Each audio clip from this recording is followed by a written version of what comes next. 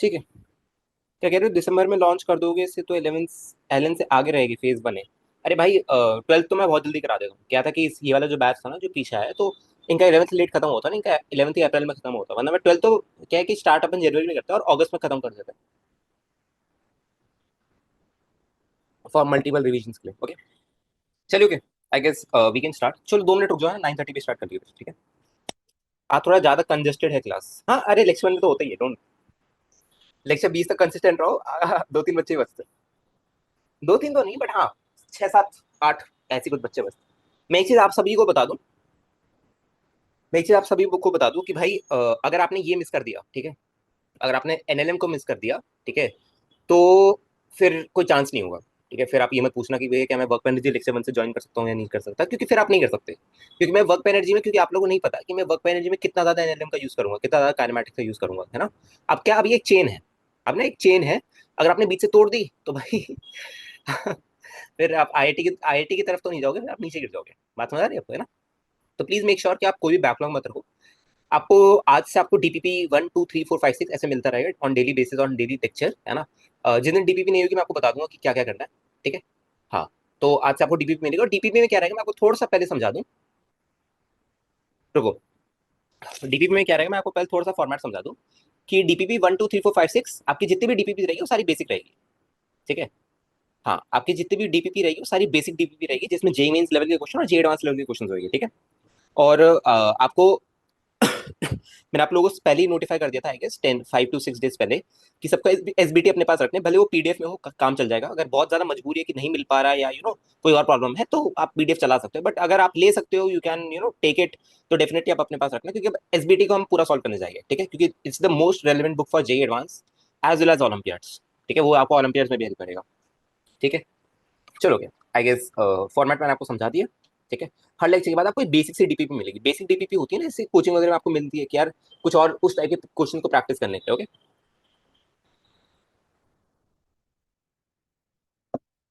चलो, let's start. और new topic is Newton laws of motion.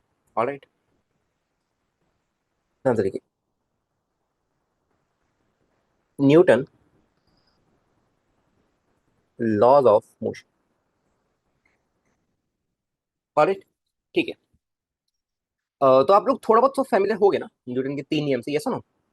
Newton भाई साहब ने जो हमारे 3 नियम दिए थे उन सबसे सब फैमिलियर तो हुई है थोड़ा बहुत, है ना। पहला मतलब अगर अपन बार बार से देखें तो पहला लॉ ऑफ इनर्शिया, फिर net force is the rate of change of momentum respect to time and action reaction pair, I guess, है ना। सर एनएलएम में क्या काइनेमैटिक्स का यूज आएगा? यार क्या कह सकते हैं कि देखो थोड़ा बहुत तो आपको पता होना चाहिए ना, एक्सीलरेशन क्या होता है, वेलोसिटी क्या होता है, इससे ज्यादा शायद ही यूज आएगा। ओके। अब जरा यहाँ पे सुनना, मेरी बात ध्यान से सुनना। देखो, काइनेमैटिक्स में we studied about the motion, कि मोशन कैसा हो रहा है, राइट। हम उसके पीछे का कॉज नहीं देख रहे थे कि यार क्यों हो रहा है। ठीक है, हम बस ये देख रहे थे कि कैसा हो रहा है, क्यों नहीं पे, क्यों पे जा ही नहीं रहे थे हम कि क्यों हो रहा है ऐसा। हो रहा है वो होने दो, कोई बात नहीं, हम अगले चैप्टर में डिस्कस करेंगे। तो अब बारी वो उसी चैप्टर की है कि अब हम फाइंड करिए कि यार अगर कोई भी बॉडी एक्सेलरेट कर रही है, जैसे हमने पढ़ा था काइनेमैटिक्स में, कि अगर कोई भी बॉडी एक्सेलरेट कर रही है, राइट, तो कभी तुमने ये सोचा था कि काइनेमैटिक्स में कि क्यों कर रही है? नहीं ना, हम डायरेक्टली क्या करते थे कि भैया हम या तो इंटीग्रेट करने का ट्राई करते थे, या तो अगर एक्सेलरेशन कांस्टेंट है तो इक्वेशन ऑफ मोशन का अप्लाई करते थे, राइट, इतनी बात होती थी, है ना। बट अगर कोई सोचे कि यार इसके पीछे ये एक्सेलरेट इस डायरेक्शन में ही क्यों कर रहा है ना, तो उसके पीछे का कॉज, उसके पीछे का जो रीजन है वो आपको इस चैप्टर में मिलने वाला है। बात क्लियर है सबको? ऑलराइट, ठीक है। तो सबसे पहले लेट्स अंडरस्टैंड विद द, नहीं नहीं कुछ छूटा नहीं, अभी भी जस्ट स्टार्ट किया, ठीक है। ओके, सो लेट्स अंडरस्टैंड, है ना, कुछ बेसिक टर्म्स के बारे में बात कर लेते हैं पहले। आई गेस सब लोग फोर्स से फेमिलियर हो गए। फोर्स क्या होता है ना, बचपन से पढ़ते आ रहे हैं हम। तो बताएगा फोर्स की डेफिनेशन एनीवन? तो बताएगा मेरे को फोर्स की डेफिनेशन, फोर्स क्या होता है? बताओ। पुश और पुल, ओके। प्रेशर अपॉन एरिया, अरे बाप रे। प्रेशर अपॉन एरिया, अच्छा। ऐसे तो फिर पॉइंट मास की अगर बात करूं, जिसमें प्रेशर अपॉन एरिया बोला है बच्चे, ऐसे तो अगर मैं पॉइंट मास की बात करूं, है ना, क्योंकि हम पॉइंट, आपको पता है हम पार्टिकल फिजिक्स पढ़ रहे हैं, यहाँ पे हम एक्सटेंडेड ऑब्जेक्ट्स को नहीं ले रहे, तो एरिया जीरो होता है। एरिया टेंडिंग टू जीरो होता है, तो वहां पे ये फोर्स नहीं होती। हम्म। ओके। अब जरा ध्यान से सुनना, जिस बच्चे ने पुश और पुल कहा है वो सही है बिल्कुल, and that's completely correct, right. But वो कंप्लीट नहीं है ना, सही तो है बट कंप्लीट नहीं है, राइट। ओके, ध्यान से देखिए। फोर्स इज अ पुश और पुल, ठीक है, डेफिनेटली फोर्स को हम पुश और पुल से डिफाइन करते हैं, ठीक है, बट पुश और पुल से होता क्या है? नहीं, पुश और पुल अभी भी वैलिड है यार, ऐसा नहीं है कि नाइन्थ में था तो अब कुछ और होगा, नहीं, सेम ही डेफिनेशन है ना। Interaction between G M one M two by R square and Q one Q two by R square, अरे बाप रे समृत, अरे नहीं, रुक जाओ रुक जाओ बच्चे, रुक जाओ। आरव, आरव ने बोला भैया फोर्स मेरा चेंज इन मोमेंटम होता है, नहीं बच्चे, फोर्स चेंज इन मोमेंटम नहीं होता, net force change in momentum होता है, ठीक है। नहीं नहीं नहीं, अरे तुम लोग बहुत बहुत कंफ्यूज कर रहे हो, तुम लोग बिल्कुल सिंपल रहो, ध्यान से सुनो। भाई फोर्स ना उतना ही फंडामेंटल है जो कि आप लोगों ने नाइन्थ में पढ़ के आए हो, या ऐसे थोड़ी कि इलेवंथ में कुछ और ही हो जाएगा, केमिस्ट्री थोड़ी है तो भाई नाइन्थ में कुछ और, इलेवंथ में कुछ और, नहीं, फिजिक्स है वो, सेम चलता है, थोड़ी बहुत चीज अपग्रेड हो जाती है, दैट्स इट। और यहाँ पे कोई अपग्रेडेशन नहीं है, ठीक है, यहाँ पे कोई अपग्रेडेशन नहीं है। अगेन देश दीपक बच्चे, एफ इज में नहीं होता, net force is to mass into acceleration होता है, ठीक है। और चेंज इन मोमेंटम इम्पल्स होता है, चेंज इन मोमेंटम, अरे रुक जाओ यार तुम लोग, चलो जरा ध्यान से सुनो, अब मेरी बात सुन लो, बहुत बहुत बकवास लिख लो, देखो सब लोग एक बार जरा डेफिनेशन लिख लो ना, थोड़ा सा क्या है कि डेफिनेशन लिख लोगे तो तुम्हारे लिए सही रहेगा। फोर्स इज अ पुश और पुल, फोर्स इज अ पुश और पुल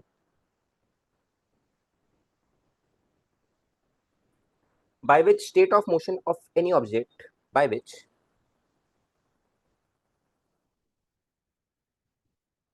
state of motion, right, by which state of motion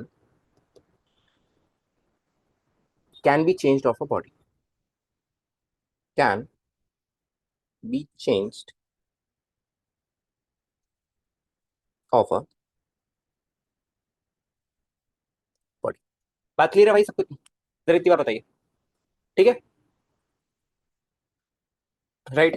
तो आपको ये समझ आ रहा है कि यार जो हमने बेसिक डेफिनेशन पढ़ी थी ना, वो वो अभी भी वैलिड है, राइट, उसमें कोई अपग्रेडेशन या कुछ चेंज एज सच नहीं आया है, ठीक है, ओके।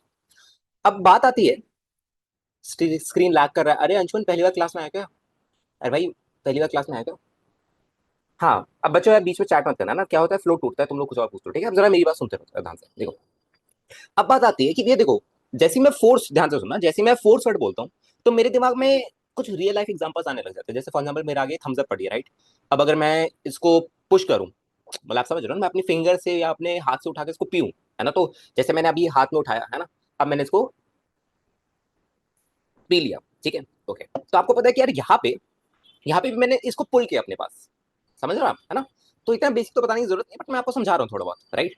तो यहाँ पे बच्चे मेरे को बात बता कि यहाँ पे अगर जब मेरा हाथ इस कोक की बॉटल पे कांटेक्ट में आया, है ना, तो यहाँ पे फोर्स लगी, यस और नो, यस और नो, पता है ना सबको कि भाई जब मैंने अपना हाथ और कोक की बॉटल जो है उसको कांटेक्ट में लाया, है ना, तब वो वाली फोर्स लगी, राइट, है ना। बट क्या होता है कि फोर्स के ओरिजिन ना दो प्रकार के होते हैं, हाँ, दो होते हैं, एक तो होता है कॉन्टैक्ट फोर्स, या जिनमें ऐसी फोर्स जिनमें कॉन्टैक्ट की जरूरी है ना, जिनमें कॉन्टैक्ट की जरूरत है, ठीक है। और दूसरे होते हैं फील्ड फोर्स, ठीक है, आइए जरा पहले उनके बारे में बात कर लेते हैं। देखिए, बेसिक सी डेफिनेशन क्या है बच्चे, अ फोर्स, ध्यान से सुनिएगा, अ फोर्स, एक second, a force can be generated,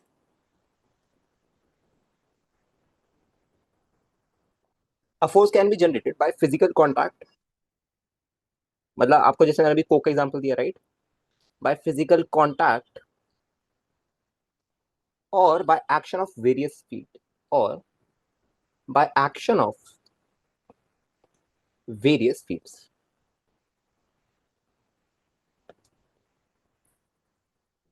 बात क्लियर है, ठीक है। तो कोई भी फोर्स है तो उसके ओरिजिन आप देख सकते, कह सकते हो कि भैया उसके ना दो ही ओरिजिन है, मेनली मेनली मोटा मोटा, है ना, कि या तो वो कॉन्टैक्ट फोर्स होगी या तो फील्ड फोर्स होगी। अच्छा तुम लोग थोड़ा बहुत, तुम्हें फील्ड फोर्स का आइडिया है? आई गेस मैंने तुम्हें बेसिक मैथ से भी थोड़ा बहुत आइडिया दिया ही था फील्ड फोर्स का। अभी बताइए, आपको थोड़ा बहुत फील्ड फोर्स का आइडिया है क्या, कि भैया इलेक्ट्रोमैग्नेटिक फोर्स, अरे उसकी जरूरत नहीं यार, ठीक है, पर जैसे बेसिक एग्जांपल क्या, ग्रेविटेशनल फोर्स, उससे उससे बड़ा, उससे अच्छा एग्जांपल हो भी क्या सकता है भाई, ग्रेविटेशनल फोर्स से अच्छा एग्जांपल क्या ही हो सकता है फील्ड फोर्स का, है ना। बात समझ आ रही है आपको? तो देखो फोर्स, अगर फोर्स के दो ही ऑरिजिन हो सकते हैं कि यार, या तो मैं कांटेक्ट में लाऊं चीजों को तो उनके बीच में कोई फोर्स लगी, वो बाद में बात करेंगे, नॉर्मल लगती है या फ्रिक्शन लगता है ना, वो बाद में बात करेंगे, ठीक है। या तो फील्ड फोर्स, फील्ड क्या होता है, जैसे मैंने आपको बताया था कि यार जैसे दो चार्ज पार्टिकल्स पड़े, है ना, ठीक है, तो अपने आप अपने अपने सराउंडिंग में वो फील्ड जनरेट करते हैं, है ना। तो उन जब जब भी मैं फील्ड फोर्सेस की बात करता हूँ तो वहां पे कांटेक्ट होना जरूरी नहीं है, समझ आ रही है आपको बात? है ना, वहां पे कांटेक्ट होना जरूरी नहीं है। जैसे जैसे मेरे को बात बताओ यार, एमजी कहाँ से लगता है, तो बताया कि what is the origin of MG? Earth के सेंटर से। कहाँ से लगता है एमजी, बताओ?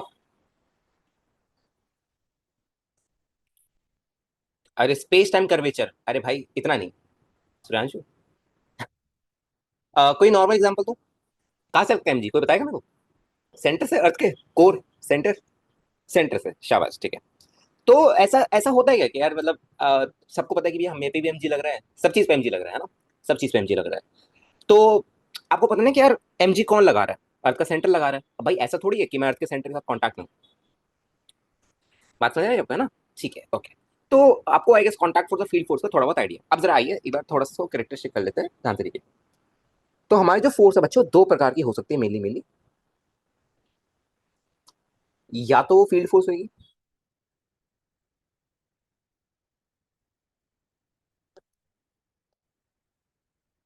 या तो कॉन्टैक्ट फोर्स होगी। राइट, सबके एग्जांपल्स मैं आपको लिखवा देता हूँ।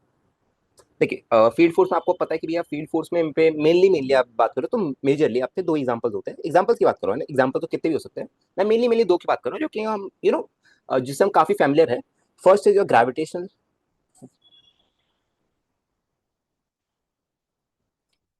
Gravitational force. Second your electrostatic force. अरे, second is your electrostatic force. Alright, ठीक है। अब जरा ध्यान से देखिए,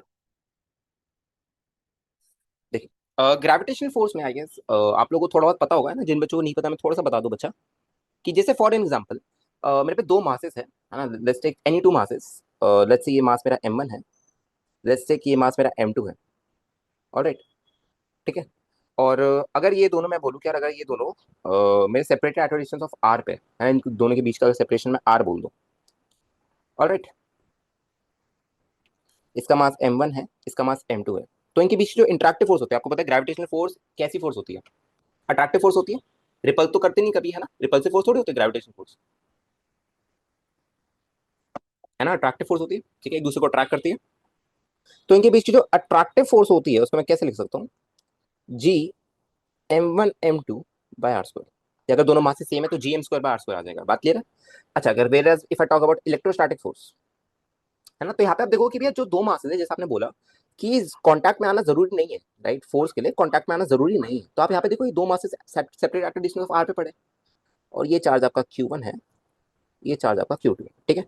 ओके, और इसका मास m1 है, इसका मास m2 है। ओके।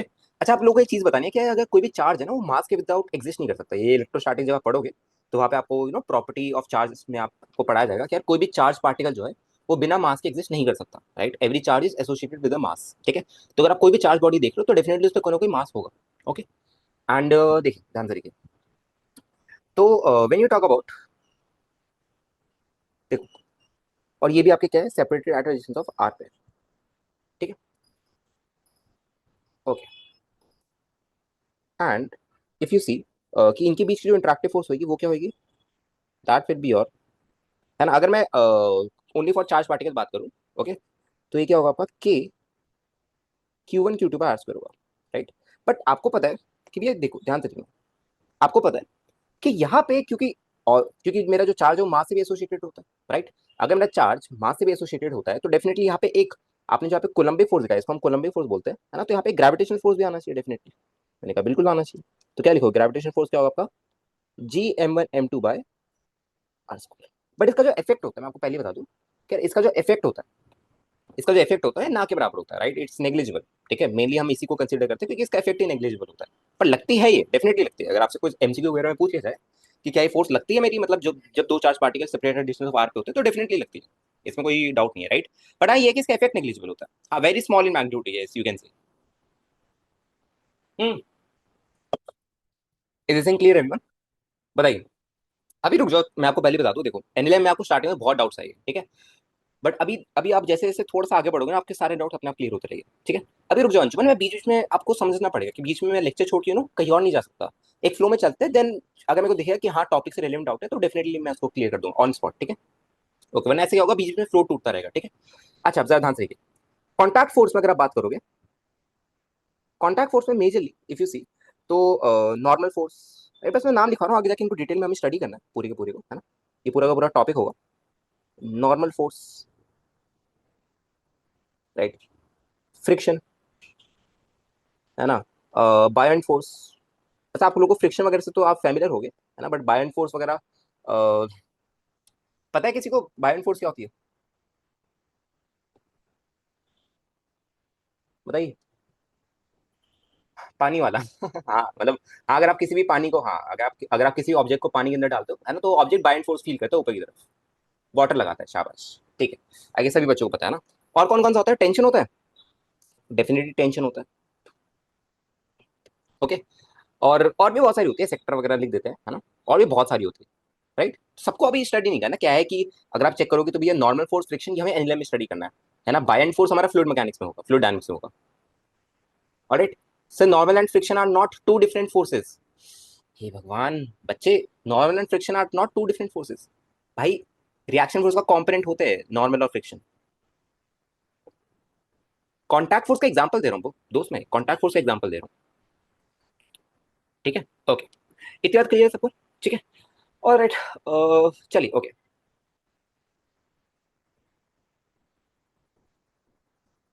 ठीक है, ऑलराइट, लेट्स मूव अहेड, ठीक है, थोड़ा सा आगे बढ़ते हैं, ठीक है, ऑलराइट। अच्छा, मेरे को एक बात बताओ, तुम लोग मास से क्या समझते हो? What do you mean by mass, right? अगर मैं बात करूँ यार, किसी कोई भी ऑब्जेक्ट का मास है, उससे क्या समझते हो तुम? अगर तुम कहोगे भैया ये तो बहुत फंडामेंटल है ना, हमने यूनिट एंड डायमेंशन में पढ़ा था, कुछ फंडामेंटल क्वांटिटीज होती है ना, जैसे उसमें मास था, लेंथ था, है ना, तो मेरे को बात बताओ, तुम लोग मास से क्या समझते हो? Anything that exist? नहीं नहीं, ऐसा जरूरी नहीं है। अमाउंट ऑफ मैटर, हाँ मतलब जब भी, हाँ ठीक है, जब भी ने थोड़ा बहुत ठीक बोला, amount of matter, matter contain in the body, तो तुमने बचपन में पढ़ा होगा, राइट, डेफिनेशन। बट फिजिक्स के पॉइंट ऑफ व्यू में बोल रहा हूँ, एनर्जी कंडेंस नहीं है यार, ये सब क्या बोल जा रहे हो? हम्म, बहुत बेसिक डेफिनेशन, बहुत ज्यादा, फोर्स अपॉन एक्सेलरेशन, अबे गधे, वो फॉर्मूला होता है, मैं उसका मतलब पूछ रहा हूँ, what do you mean by mass? Sir, inextensible thing में मास हो ही नहीं सकता, अरे अरे अरे अरे, अरे भाई, मैं बहुत ज्यादा फंडामेंटल डेफिनेशन पूछ रहा हूँ, तो मास से समझते क्या हो? ठीक है, बच्चों ने बोला अमाउंट ऑफ मैटर, ठीक है, कोई बच्चा फोर्स अपॉन एक्सेलरेशन बोल रहा है, तो वो फॉर्मूला होता है, ठीक है, वेरी गुड, अमन ने सही बोला, इनर्शिया, राइट, इनर्शिया, राइट। हाँ, तो मतलब मास से थोड़ा बहुत इनर्शिया, हाँ, मास से आपको थोड़ा बहुत इनर्शिया का मतलब आता है। अब मैं पूछूंगा कि भाई इनर्शिया क्या होता है, को बताएगा इनर्शिया क्या होता है? Anyone? What do you mean inertia? आलस, हाँ, कह सकते हो, सही है, थोड़ा बहुत, हाँ, तो ठीक है। तो जरा ध्यान से देखिए, ठीक है, मास क्या होता है बच्चे? मास, somewhere you can say mass is somewhere measure of inertia ही होता है, राइट। हम इनर्शिया को मेजर करते हैं, वही हमारा मास होता है, somewhere, right, not exactly, but हाँ, somewhere you can say, okay. तो यहाँ पे जरा एक बार लिख लीजिए, ध्यान से देखिए, यहाँ पे एक बार लिख लीजिए कि मास is the measure of inertia.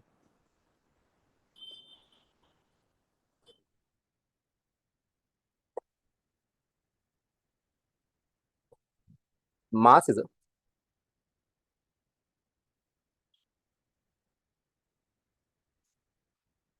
Major of inertia. और अभी अभी समझते हैं इसको, ध्यान से देखो, पहले लिख लो, फिर समझते हैं इसको। और कुछ और बेसिक बातें पहले वो समझ लेते हैं, फिर अपन थोड़ा सा आगे बढ़ेंगे, ठीक है, ओके। तो आप लोगों ने थोड़ा बहुत पढ़ा होगा कि ये जितना ज्यादा मास है, राइट, जितना ज्यादा मास है, राइट, उतनी इसको रुकावट आएगी एक्सेलरेशन के लिए, ये सुनो, थोड़ा बहुत आप समझ पा रहे हो इस स्टेटमेंट को जो कि मैंने बोला?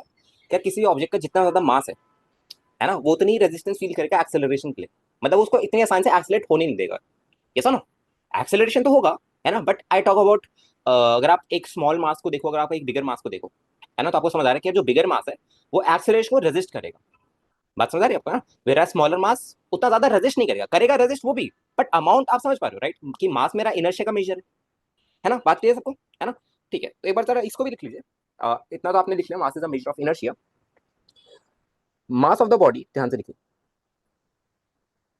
मास of the body,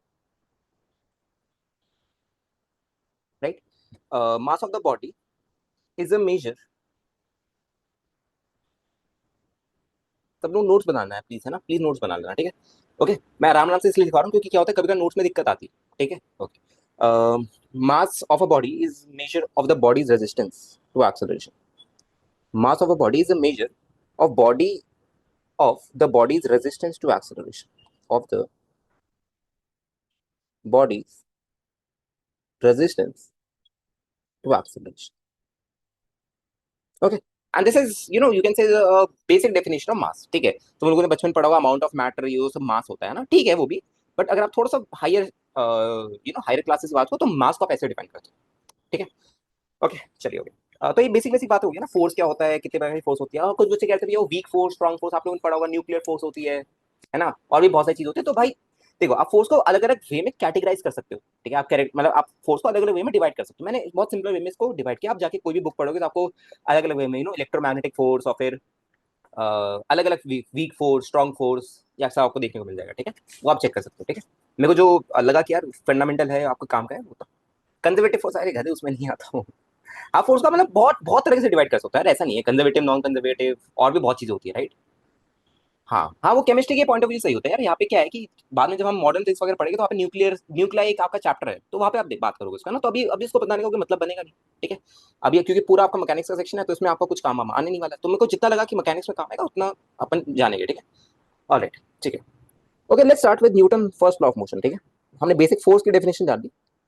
let's start with Newton first law of motion. क्या होता है ये भैया, ये तो लॉ ऑफ इनर्शिया ही होता है ना, कि कोई भी ऑब्जेक्ट अपना स्टेट ऑफ मोशन चेंज नहीं करना चाहता अनटिल एक्सटर्नल फोर्स अप्लाई ना हो, है ना, ये सुनो। ठीक है, तो फटाफट इसको लिख लीजिए ना, लिखने लिखने का काम है ना, फटाफट इसको लिख लीजिए। Newton first law of motion.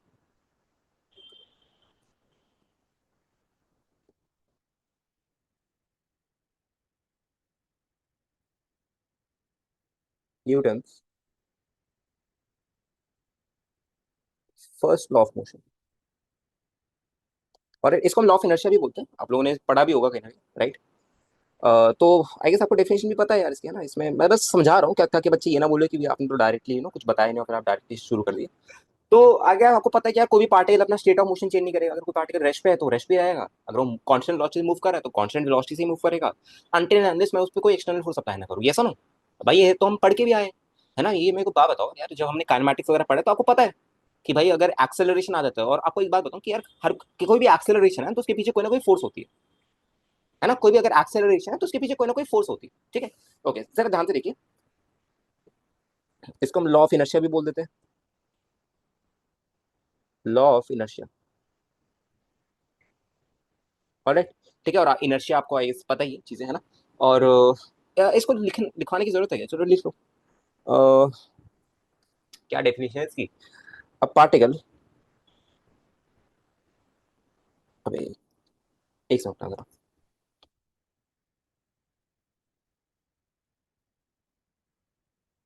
A particle which change state of motion will change its state of motion, alright, only when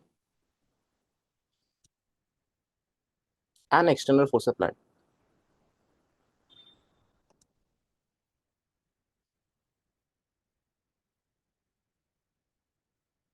alright, जैसे फॉर एग्जाम्पल अगर आप ये अपना एक आप स्मूथ ग्राउंड मान लो तो कोई भी फ्रिक्शन वगैरह नहीं इंक्लूड करना आपको। जब तक मैं बोल नहीं रहा तब तक कोई भी फ्रिक्शन इंक्लूड नहीं करना, ना ही एयर से। एयर फ्रिक्शन को बाद में इंक्लूड करेंगे, है ना, कि बॉडीज पे कैसे एयर फ्रिक्शन लगता है।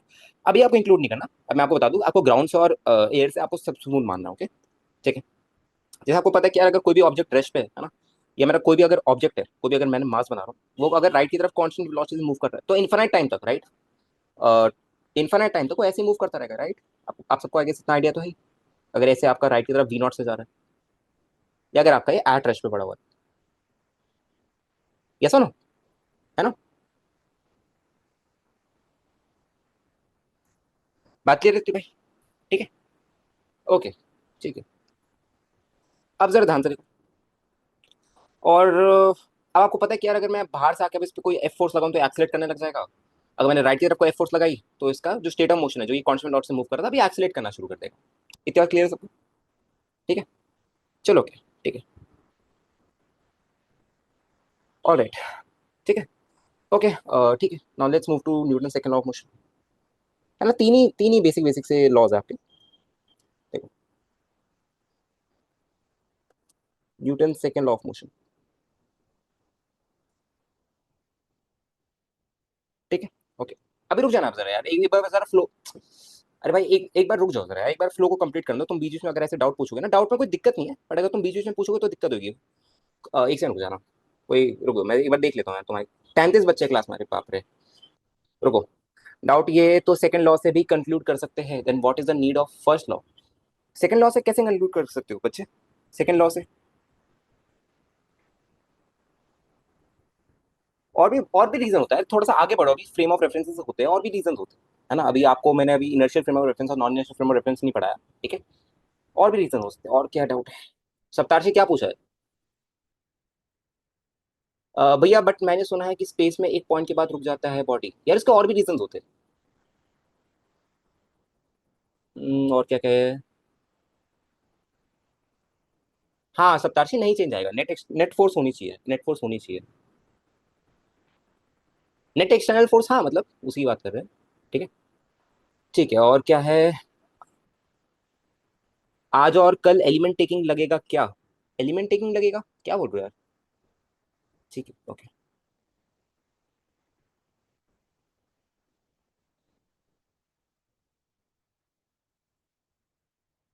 हाँ नेट एक्सटर्नल फोर्स ही होगा। अरे यार तुम लोग अभी रुक जाओ, तुम्हें तभी तो बोला है मैंने, थोड़ा रुक जाओ। अभी मैंने तुम्हें ना इंटरनल फोर्स एक्सटर्नल फोर्स बताया, तभी मैं कह रहा हूँ अभी थोड़ा सा रुक जाओ, पहले मेरे को आगे पढ़ाने दो, तभी तो मैं थोड़ा बता पाऊंगा कुछ चीजें।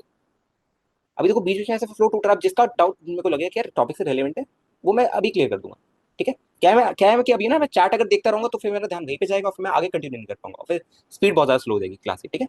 नहीं चैट क्लोज नहीं कर रहा, मैं चैट क्लोज नहीं कर रहा, ठीक है। जिसको भी लगता है कि यार रेलिवेंट डाउट है, मतलब टॉपिक से रिलेटेड है, तो आप लिख सकते हो, आप मैं उसको क्लियर कर दूंगा, ठीक है। ओके, अब जरा ध्यान से देखिए, हाँ। Let's talk about Newton second law. एक तो दिक्कत क्या है कि 35 बच्चे क्लास में, है ना। अब यार थोड़ा सा दिक्कत तो हो ही जाती है ना, क्राउड बहुत ज्यादा हो जाता है, ठीक है। Okay, let's talk about Newton second law of motion, ठीक है। और मैं पहले बता दूं, जिन बच्चों के डाउट्स रह जाए ना तो व्हाट्सएप पे कर देना, कोई दिक्कत नहीं है ना, ठीक है। पर छूटेगी नहीं, डोंट वरी, ठीक है। Okay, now let's talk about Newton second law of motion, okay.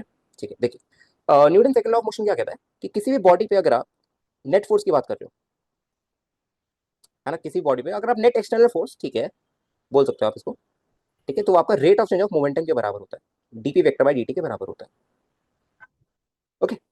अच्छा अब जरा ध्यान से सुना मेरी बात। आगे सब लोग मोमेंटम वर्ड से फेमिलियर है काफी, है ना। और जैसे फॉर एग्जांपल अगर ये कोई मास है आपका, है ना, लेट्स टॉक अबाउट कि आपका ये कोई ऑब्जेक्ट है और इसका मास m है, राइट। एंड ये आपका कांस्टेंट वेलोसिटी से लेट्स से ऐसे किसी v वेक्टर से मूव कर रहा है, तो इसका मोमेंटम आपको लिखना आता है गेस, है ना। इसका मोमेंटम कैसे लिखते हो आप?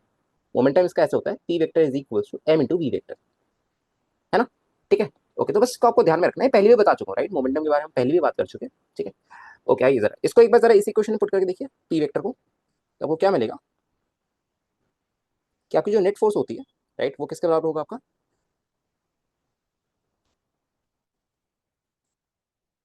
राइट। अब जरा ध्यान से देखिए, अब अगर मैं यहाँ पे मान लूँ क्या मेरा मास कांस्टेंट है, राइट, इफ आई अज्यूम कि मेरा mass is mass m is constant, right, तो आप इसको डिफरेंशिएशन के बाहर ले सकते हो, तो ये आपका क्या आएगा, m into D V vector by D T, F net, ठीक है। तो यहाँ से आपको मिलेगा कि यार जो किसी बॉडी पे अगर मैं नेट फोर्स की बात करूँ, है ना, मैं एक्सटर्नल फोर्स की बात कर रहा हूँ, ठीक है। इंटरनल फोर्स का नेट फोर्स तो आपका जीरो ही आता है, ठीक है। वो आपका m इंटू ए वेक्टर के बराबर होता है, ठीक है। But it's not complete, right. ये जो हमने ये जो पूरी चीज डिराइव की, आपने देखा होगा कि भैया ये जो आपने पूरी चीज डिराइव की, ये आपने पॉइंट पार्टिकल के लिए जब आपने पी वेक्टर लिखा था, तो वो आया था आपका M into we vector, right. ये आपका जो ये क्या है, आपका ये पॉइंट मास है, ध्यान रखना है इसको। ये क्या है आपका? This is your point mass, right. Point mass क्या होता है कि सबको पता होगा, है ना, कि यार इसका मास फाइनाइट है बट इसका साइज नेग्लिजिबल है, राइट, टेंडिंग टू जीरो है, ठीक है। मतलब इसका जो आप रेडियस की बात करोगे तो वो आपका टेंडिंग टू जीरो है, ठीक है, बट आपका जो मास है वो आपका फाइनाइट है, ऑलराइट, ठीक है। ओके, आई गेस आपको समझ आ गया, है ना। तो ये जो आपने पूरा का पूरा डिराइव किया, right, it's the derivation of, मतलब आपने जो F net equals to mass into A vector लिखा है, ये आपका डेरिवेशन किसका है?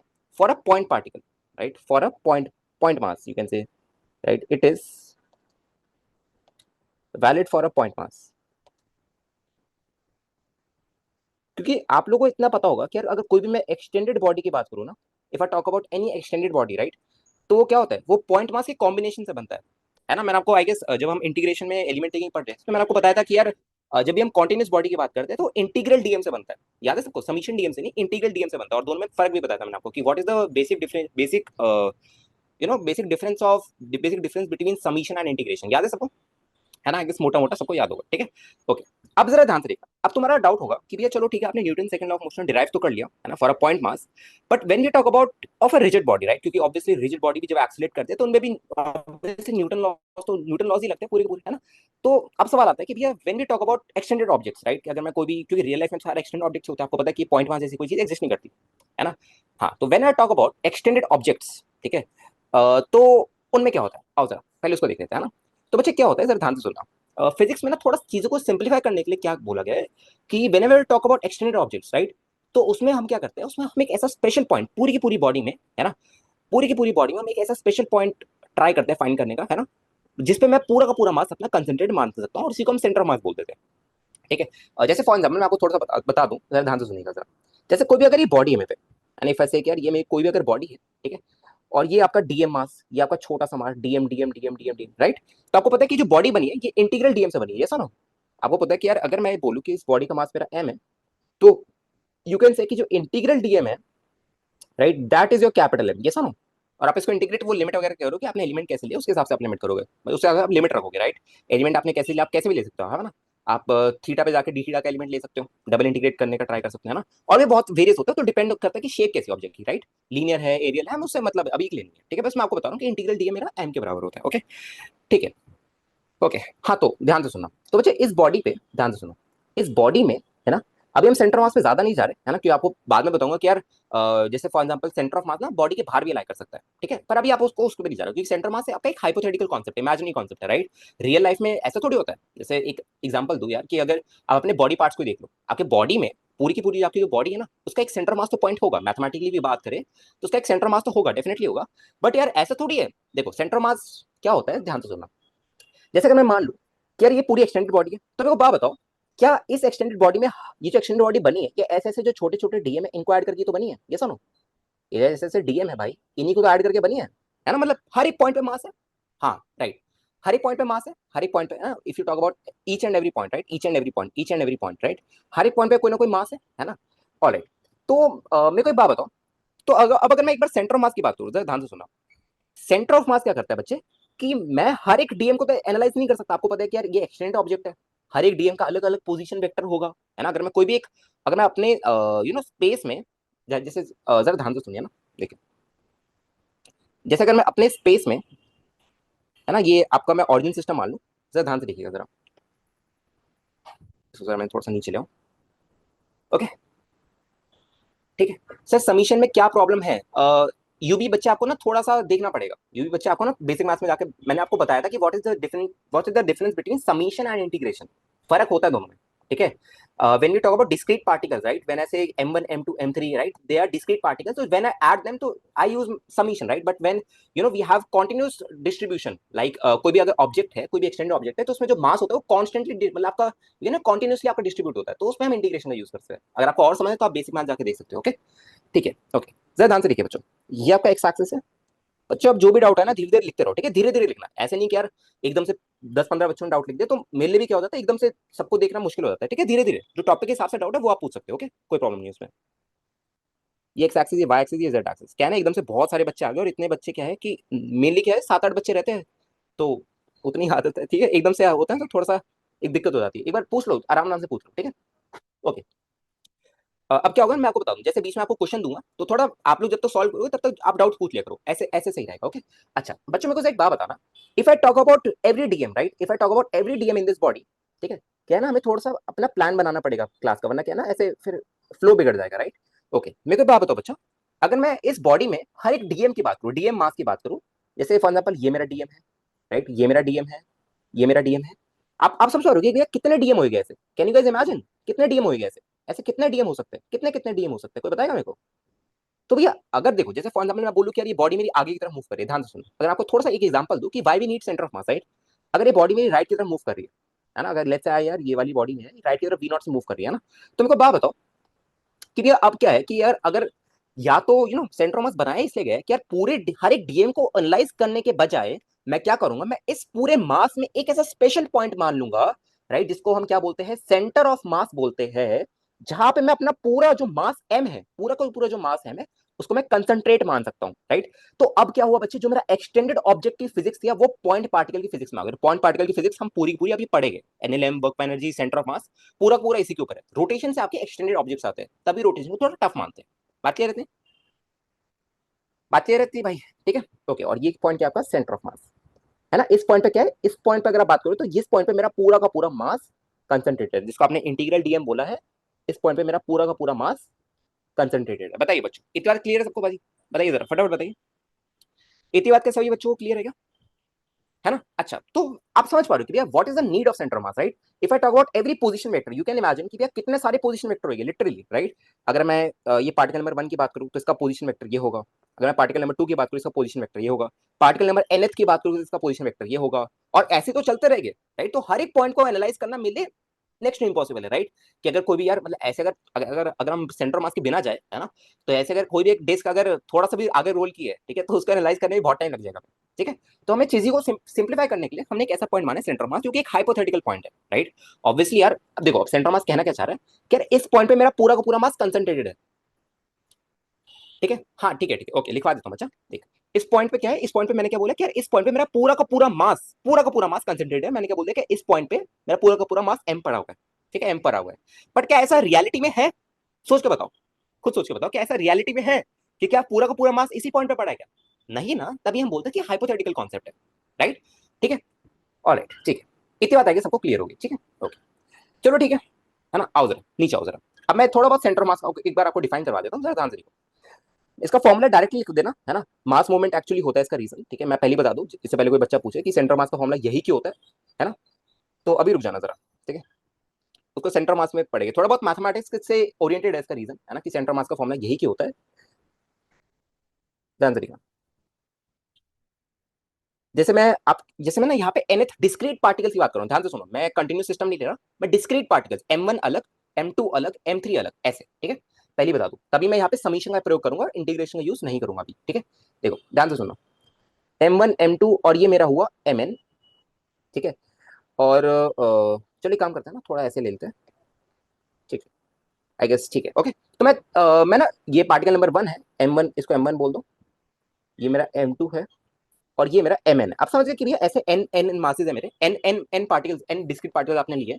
और आपको पता है कि इनके पोजीशन वेक्टर की अगर मैं बात करूं, है ना, तो ये R1 वेक्टर होगा, ये R2 वेक्टर होगा, ये R3 वेक्टर होगा, है ना। तो बच्चे इन जो डिस्क्रीट पार्टिकल्स है, ध्यान से देखो, अगर मैं बोलूं कि यार ये वाला जो देखो, ये वाला जो M1 है ये मेरा राइट की तरफ V1 से जा रहा है, ध्यान से सुनना। ये वाला M2 है, ये मेरा ऐसे की तरफ V2 से जा रहा है। ये Mn मेरा ऐसे की तरफ Vn से जा रहा है। तो मेरे को बात बताओ, अगर मेरे को एक ही टाइम पे अगर मेरे को इन तीनों पार्टिकल्स को स्टडी करना है, तो मेरे लिए आसान, क्या ये मेरे लिए आसान काम होगा? सोच के बताओ जरा एक बार। अगर मैं बोल दूं कि V1 vector comma A1 vector से जा रहा है, एक्सेलरेशन में इंक्लूड कर लो, चलो, है ना, सब इंक्लूड कर लेते हैं। ये अगर आपका V2 vector comma A2 vector से जा रहा है, और ये आपका अगर V3 vector comma A3 vector से जा रहा है, तो खुद सोच के बताओ एक बार, क्या इसको स्टडी करना मेरे लिए आसान होगा साइमल्टेनियसली? ऐसे नहीं कि एक एक करके, साइमल्टेनियसली। और ये एन पार्टिकल्स है, एन पार्टिकल्स को ऑब्वियसली नहीं करना पड़ेगा, राइट। एन पार्टिकल्स को ऑब्वियसली स्टडी करना आसान नहीं है ना। और ये एन पार्टिकल्स आप देख नहीं पा रहे, मैंने बनाए नहीं ऑब्वियसली, एक दो बनाए और ये सीधा मैं एनएच पे आ गया, ठीक है। तो इसके बीच में यहाँ पे बहुत सारे ऐसे ऐसे पूरे के पूरे पूरे स्पेस में ऐसे भरे हुए एन पार्टिकल्स, है ना। आप समझ पा रहे हो कि भैया एकदम से रिलेटिव से भी नहीं हो पाएगा, राइट। रिलेटिव से भी अगर आप करने जाओगे तो भाई, जैसे फॉर एग्जांपल आप यहाँ पे बैठे हो, ध्यान से सुनो ना, आप यहाँ पे बैठो, अब अगर आप इसके ऊपर बैठ गए, तो अगर आप इसको देख रहे हो, है ना, तो इसके ऊपर क्या करोगे आप? इसकी वेलोसिटी पलट के दे दोगे, फिर आप इसको देखोगे। अगेन आपको एन पार्टिकल्स को तो देखना ही पड़ेगा ना, n-1 पार्टिकल्स को तो देखना ही पड़ेगा, बात समझ रहे? क्योंकि ये आपका nth पार्टिकल, अगर आप इसी पे बैठ गए, ये रेस्ट पे आ गया, पर बाकी के n-1 पार्टिकल्स तो मूव कर रहे हैं ना, और आप एक टाइम पे एक ही पार्टिकल पे बैठ सकते हो। सबको फील आ रही है थोड़ी बहुत, समझ आ रहा है? अरे नहीं होगा भाई, किसी से इतनी साइंस नहीं होगा। आप रिलेटिव भी यूज करो, तो आपको रिलेटिव में मैंने बता दिया भाई, रिलेटिव में अगर आप nth पार्टिकल पे जाके बैठे हो, तो n-1 पार्टिकल्स तो अभी देखना पड़ता है, बात समझ आ रही है? और n मेरा बड़ा नंबर है, n काफी बड़ा नंबर है, तो n-1 पे भी कुछ इफेक्ट आने नहीं वाला भाई। n-1 को भी निकालना उतना ही मुश्किल होगा जितना n को निकालना होगा। अगर मैं n-1 को ही निकाल पाता, तो एक और निकालने में क्या दिक्कत होती, फिर मैं n को भी निकाल लेता आसानी से। थोड़ा बात आएगी, सब समझ पाओ, कॉम्प्लेक्स हो जाएगा, कॉम्प्लेक्स से आप निकाल भी नहीं पाओगे इतनी आसानी से, ठीक है, इतनी आसानी से आप निकाल नहीं पाओगे, ओके, ठीक है। अगर मैं बोल दूं कि यार अभी 100 पार्टिकल्स मूव कर रहे हैं, है ना, A1 का एक्सेलरेशन, और मैं सबका वेक्टर दे दूं आपको, सबका वेक्टर, तो निकाल पाओगे? कितनी बड़ी कैलकुलेशन होगी, ठीक है, ओके। तो इसी को थोड़ा सा सिंप्लीफाई करने के लिए मैंने क्या बोला कि यार जो एन पार्टिकल्स है ना, ध्यान से सुनना, ये जो एन पार्टिकल्स है ना, ये देखो, ये जो आपका एन पार्टिकल्स है ना बच्चे, ये एन पार्टिकल्स है ना, इनमें से, इन्हीं इन्हीं पूरे सिस्टम में से एक ऐसा इसी के अंदर होगा, डेफिनेटली इसके अंदर होगा, right. When you talk about discrete particles, तो ये तो फिर इसके अंदर ही होगा, ये वाला पॉइंट जो है इसके अंदर ही होगा, ठीक है। एक ऐसा स्पेशल पॉइंट होगा जहां पे आप अपना मास जो आपका m1 plus m2 plus m3 plus m4 plus mn है ना टिल mn, तो क्या बच्चे मैं इस पॉइंट का मास अगर मैं बोलूं कि यार ये जो है ये मेरा सेंटर ऑफ मास है पहली बात, है ना, और मैं इसका जो पोजीशन वेक्टर होगा ये क्या होगा बच्चे, ये this will be your r vector of centre of mass, this will be your position vector of centre of मास। ये क्या होगा आपका बच्चा, ये वाला वेक्टर क्या है आपका position vector of centre of mass. Alright, ठीक है, ओके। तुमको बात बताओ यार, अगर मैं यही स्टडी कर लूं कि मेरा सेंटर ऑफ मास की वेलोसिटी क्या होगी, एक्सेलरेशन क्या होगा, है ना, तो मेरे लिए ये स्टडी करना फिर यूजलेस होगा। यार अगर मैं डायरेक्टली सेंटर ऑफ मास को स्टडी कर लूं तो वही मेरा इफेक्टिव होता है ना, और मेनली निकालने को वही आता है। रियल लाइफ फिजिक्स में अगर बात करूं तो आपको सेंटर ऑफ मास का मेनली काम आता है, ठीक है, बाकी पॉइंट पार्टिकल से इतना इफेक्ट नहीं पड़ता, ठीक है, ओके। अब ज्यादा आंसर देखो, तो ये आपका सेंटर मास है, आपको पता है कि यार इसका जो मास है ना, इस सेंटर मास का जो मास है वो क्या होता है, total mass of the system. System क्या होता है, ये जो मैंने बाउंड्री बनाई है ना ये, क्योंकि इसके अंदर ही सारे एन पार्टिकल्स है, तो इस पूरी बाउंड्री का मैं अगर मास पूछूं तो क्या बोलोगे मास, m1 plus m2 plus m3 till mn, right. तो अगर मैं इस सेंटर मास का मास पूछूं तो क्या होगा, इंटीग्रल डीएम नहीं होगा बच्चे, अब इंटीग्रल डीएम नहीं होगा, क्या होगा, summation M I vary from 1 to n। ऐसे लिख सकते हो क्या तुम लोग, ये नोटेशन आता है क्या, समीशन वाला नोटेशन आता है तुम लोगों को, समीशन वाला नोटिस आता है तुम लोगों को, है ना, ठीक है, ओके गुड। तो क्या लिखूंगा इस पॉइंट, इस सेंटर मास का मास जो आपका summation M I vary from 1 to n, sorry I vary from 1 to n, ठीक है, ये होगा इस सेंटर मास का मास। और अगर मैं इसकी वेलोसिटी और एक्सेलरेशन देख लूं तो मेरा काम बन जाएगा, ठीक है। अच्छा अब सर ध्यान से देखिए, अब ये बात आती है ना, आपने ये सब चीजें तो बता दी, है ना। अब जरा मैं कोई बात बताओ, आप कुछ फॉर्मूले की बात कर रहे थे कि एक सेंटर ऑफ मास निकालने का ना फॉर्मूला होता है, जैसे अगर आपके फ्री स्पेस में, जैसे मैंने एक फ्री स्पेस बनाया, राइट, आप देख पा रहे हो कि भैया ये एक्स एक्सिस है, वाई एक्सिस है, जेड एक्सिस है, ध्यान से देखिए जरा, ध्यान से देखिए, आपको पता है कि भैया ये मेरा एक्स एक्सिस है, ये मेरा वाई एक्सिस है, ये जेड एक्सिस है, मैं एक फ्री स्पेस में बात कर रहा हूँ, ऑलराइट। और ये आपका आर वन वेक्टर है, this is R one vector, this is your R C M vector, तो ये हो गया आपका, ये आपका आर एन वेक्टर है, ये आपका आर टू वेक्टर है, ये सुनो, ऑलराइट, ठीक है, ओके। तो अब अगर आप बात करोगे कि यार इन सब एन पार्टिकल्स का अगर मेरे को एक वो स्पेशल पॉइंट निकालना है जहां पे मैं पूरे के पूरे एन जितने भी एन पार्टिकल्स हैं उनके मास को कंसंट्रेट मान सकता हूं, तो उसको निकालने का एक डायरेक्टली फॉर्मुला होता है। इसका रीजन हम मेनली सेंटर मास देखिए कि इसका ये फॉर्मुला ऐसा होता क्यों है, ओके, ठीक है। कोई पीएफ के क्वेश्चन में यूज आएगा तो सर उसके लिए थ्योरी करवा रहे हो, कौन कौन कौन कह रहा है निशांत, इसका बच्चे इसका कोई यूज ही नहीं है, मतलब इसका कोई पीएफ के एनएल में कोई क्वेश्चन का यूज नहीं है, मैं बस आपको अंडरस्टैंडिंग के लिए मैं आपको बता रहा हूँ, just just for your understanding, क्योंकि आगे जाके अगर आप देखोगे, अरे नहीं यार तुम लोग, अरे तुम लोग थोड़ा तो समझो मेरी बात को कि मैं क्यों समझा रहा हूँ ये सब, क्योंकि मैंने आपको अभी यहाँ पे क्या बोला था कि यार ये जो मैंने डिराइव किया है ये मैंने किसके लिए डिराइव किया है, ये मैंने एक पॉइंट पार्टिकल के लिए डिराइव किया है, बट ये this is not actual true statement. ये देखो ये बच्चे ये जो रिजल्ट है ना कि ये सबसेट है इस रिजल्ट का जो अभी हम निकाल रहे हैं, ठीक है। तो जब मैं ये रिजल्ट निकालूंगा फिर मैं आपको बताऊंगा कि देखो इसमें अगर हम ये एक स्पेशल पॉइंट लगा दे तो ये वाला फॉर्मूला आ जाता है, इसके लिए अंडरस्टैंडिंग के लिए बता रहा हूँ, राइट। वरना मैं चाहूँ तो वो जो स्टैंडर्ड वे होता है पढ़ाने का मैं उससे भी पढ़ा सकता हूँ, आपको थोड़ा बहुत अंडरस्टैंडिंग के लिए पढ़ा रहा हूँ कि आपको थोड़ा ना क्लियर हो चीज है कि यार एक्सटेंडेड ऑब्जेक्ट्स में क्या होता है, एक्सटेंडेड ऑब्जेक्ट्स में हम कैसे एफनेट लगाते हैं, है ना। वरना बच्चों को मिसकंसेप्शन रहता है टिल रोटेशन, रोटेशन तो उनको यही लगता है कि हम एक्सटेंडेड ऑब्जेक्ट्स में भी हम नेट फोर्स ऐसे लगा देते हैं डायरेक्टली, इसी वजह से, ठीक है बच्चे, ओके, ठीक है, ओके। आप जरा ध्यान से देखो, ठीक है, ओके, ठीक है।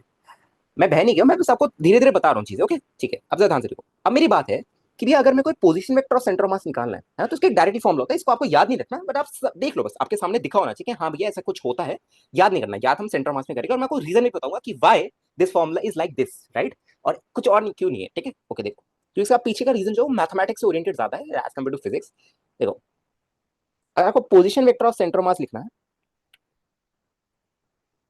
तो ये आएगा बच्चे आपका m1r1 वेक्टर प्लस m2r2, आप समझ गए कि भैया ये ऐसे होगा, देखो plus m2r2 vector plus m3r3 vector, समझ गए आप कैसा कैसा ओरिएंटेशन है। तो क्या मैं इसको इसके बजाय क्या मैं ऐसे लिख दूं बच्चे, बता जरा फटाफट, summation of M I R A vector ऐसे लिख सकता हूँ क्या, नोटेशन को समझना है ना, मैं बस काम आसान करूँ, मतलब इतना लंबा कौन लिखे, M I R A vector, alright, I vary from 1 to n upon summation M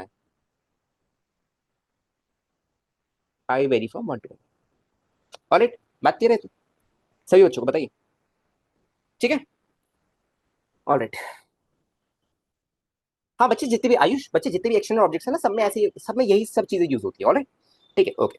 अब जरा ध्यान से देखो बच्चे, अब जरा मैं कोई बात बता, अगर मैं इसी पूरे टर्म को डिफरेंशिएट कर दूं, मैं कोई बात बताऊं आपको, अगर वेलोसिटी ऑफ सेंटर मास निकालना है तो क्या मैं इसी को डिफरेंशिएट कर दूं, बताओ जरा एक बार, बताओ, क्या मैं इसी को डिफरेंशिएट कर दूं क्या विद रिस्पेक्ट टू टाइम? तो क्या मिलेगा आपको, देखो कि ये जो मेरा D R C M by D T होगा वो क्या होगा बराबर, V vector of C M के बराबर होगा। और आपको पता है भैया मास का क्या है, मास तो कांस्टेंट है मेरा, है ना, m1 m2 m3 जितने भी, अगर आप इसको देखोगे यहाँ पे देखो, है ना, नीचे वाली टर्म भी आपकी कांस्टेंट है, तो इसका तो डिफरेंशिएशन क्या ही होगा, नीचे पूरा टोटल मास आ रहा है ना, नीचे आप यहाँ पे देखो, नीचे आपका क्या है, टोटल मास जो m लिखा था ना हमने, कैपिटल M, पूरी बॉडी का जो मास है वो कैपिटल M लिखा था ना, ऐसे। ऑलराइट, अच्छा अब जरा मेरे को बात बताओ, तो आप ऊपर वाली टर्म को डिफरेंशिएट करोगे तो आप जैसे जैसे आपको पता ना कि यार अगर मैंने अगर मैं dt यहाँ पे ले जा रहा हूँ, जैसे फॉर एग्जाम्पल आपको पता है कि डी आर सी एम, मतलब अगर आपको V vector of C M निकालना है तो आप क्या करोगे, D R vector of C M by D T करोगे। बात समझ रहे हैं आपको, है ना? ठीक है, तो जब आप इसके अंदर डिफरेंशिएशन लेके जाओगे तो D R one vector by C D R one vector by D T करोगे, plus m2 into D R two vector by D T करोगे, plus m3 into D R three vector by D T करोगे, तो आप समझ गए कि कैसी term आने वाली है। तो मैं डायरेक्टली लिख देता हूँ कि आपको जो V vector of C M आएगा वो क्या आएगा, summation of M I dot we I vector I vary from one to N, sorry यार बार बार लिखिए, एन लिख दो मैंने पहले, I vary from one to N upon summation M I, again I vary from one to N.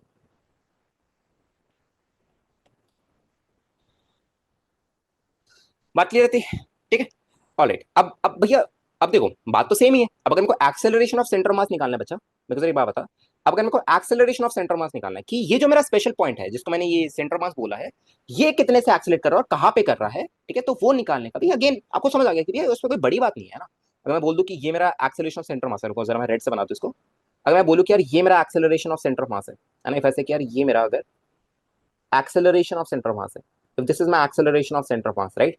तो इसको निकालने का बिल्कुल सिंपल सा फंडा है कि यार जरा एक बार इसको वापस टाइम डेरिवेटिव ले लो तो आपको समझ आ गया कि भाई कैसी फॉर्म आएगी इसकी, is equals to summation of M I dot A I I vary from one to M.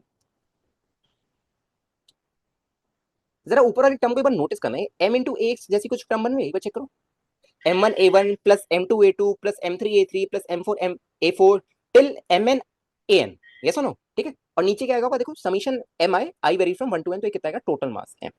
तो यहाँ से भैया क्या मेरे को ये क्या ये मैं कह सकता हूँ कि ये तो मेरी नेट फोर्स है, लेकिन नेट एक्सटर्नल फोर्स समझ रहे हो ना। अभी जब भी मैं नेट फोर्स बात करूँ आप उसको एक्सटर्नल फोर्स ही मानना, क्योंकि बाद में बताऊंगा कि यार जो इंटरनल फोर्स होती है उनका नेट फोर्स ही जीरो होता है। बात समझ आ रही है आपको, है ना? ठीक है, ओके।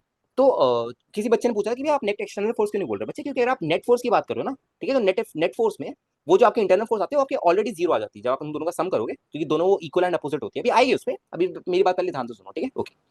क्लियर रहती है बात भाई सबको इतनी? ठीक है, ओके। तो क्या बोलोगे इसको, देखो कि ये जो आपका समीशन एम आई डॉट ए आई है ना, इसको मैं क्या बोल दूं, कैन आई से इट एट नेट फोर्स, और नेट एक्सटर्नल फोर्स आप जो बोल रहे हो अभी बोल लो, ठीक है, नेट फोर्स बोल देता हूँ मैं इसको, है ना। ठीक है, तो क्या लिखोगे कि भैया जो मेरा नेट फोर्स आ रहा है वो क्या आ रहा है, M into A vector of C M आ रहा है, ये सुनो, M into A vector of C M आ रहा है। बताइए क्या ये रिजल्ट आ चुका है?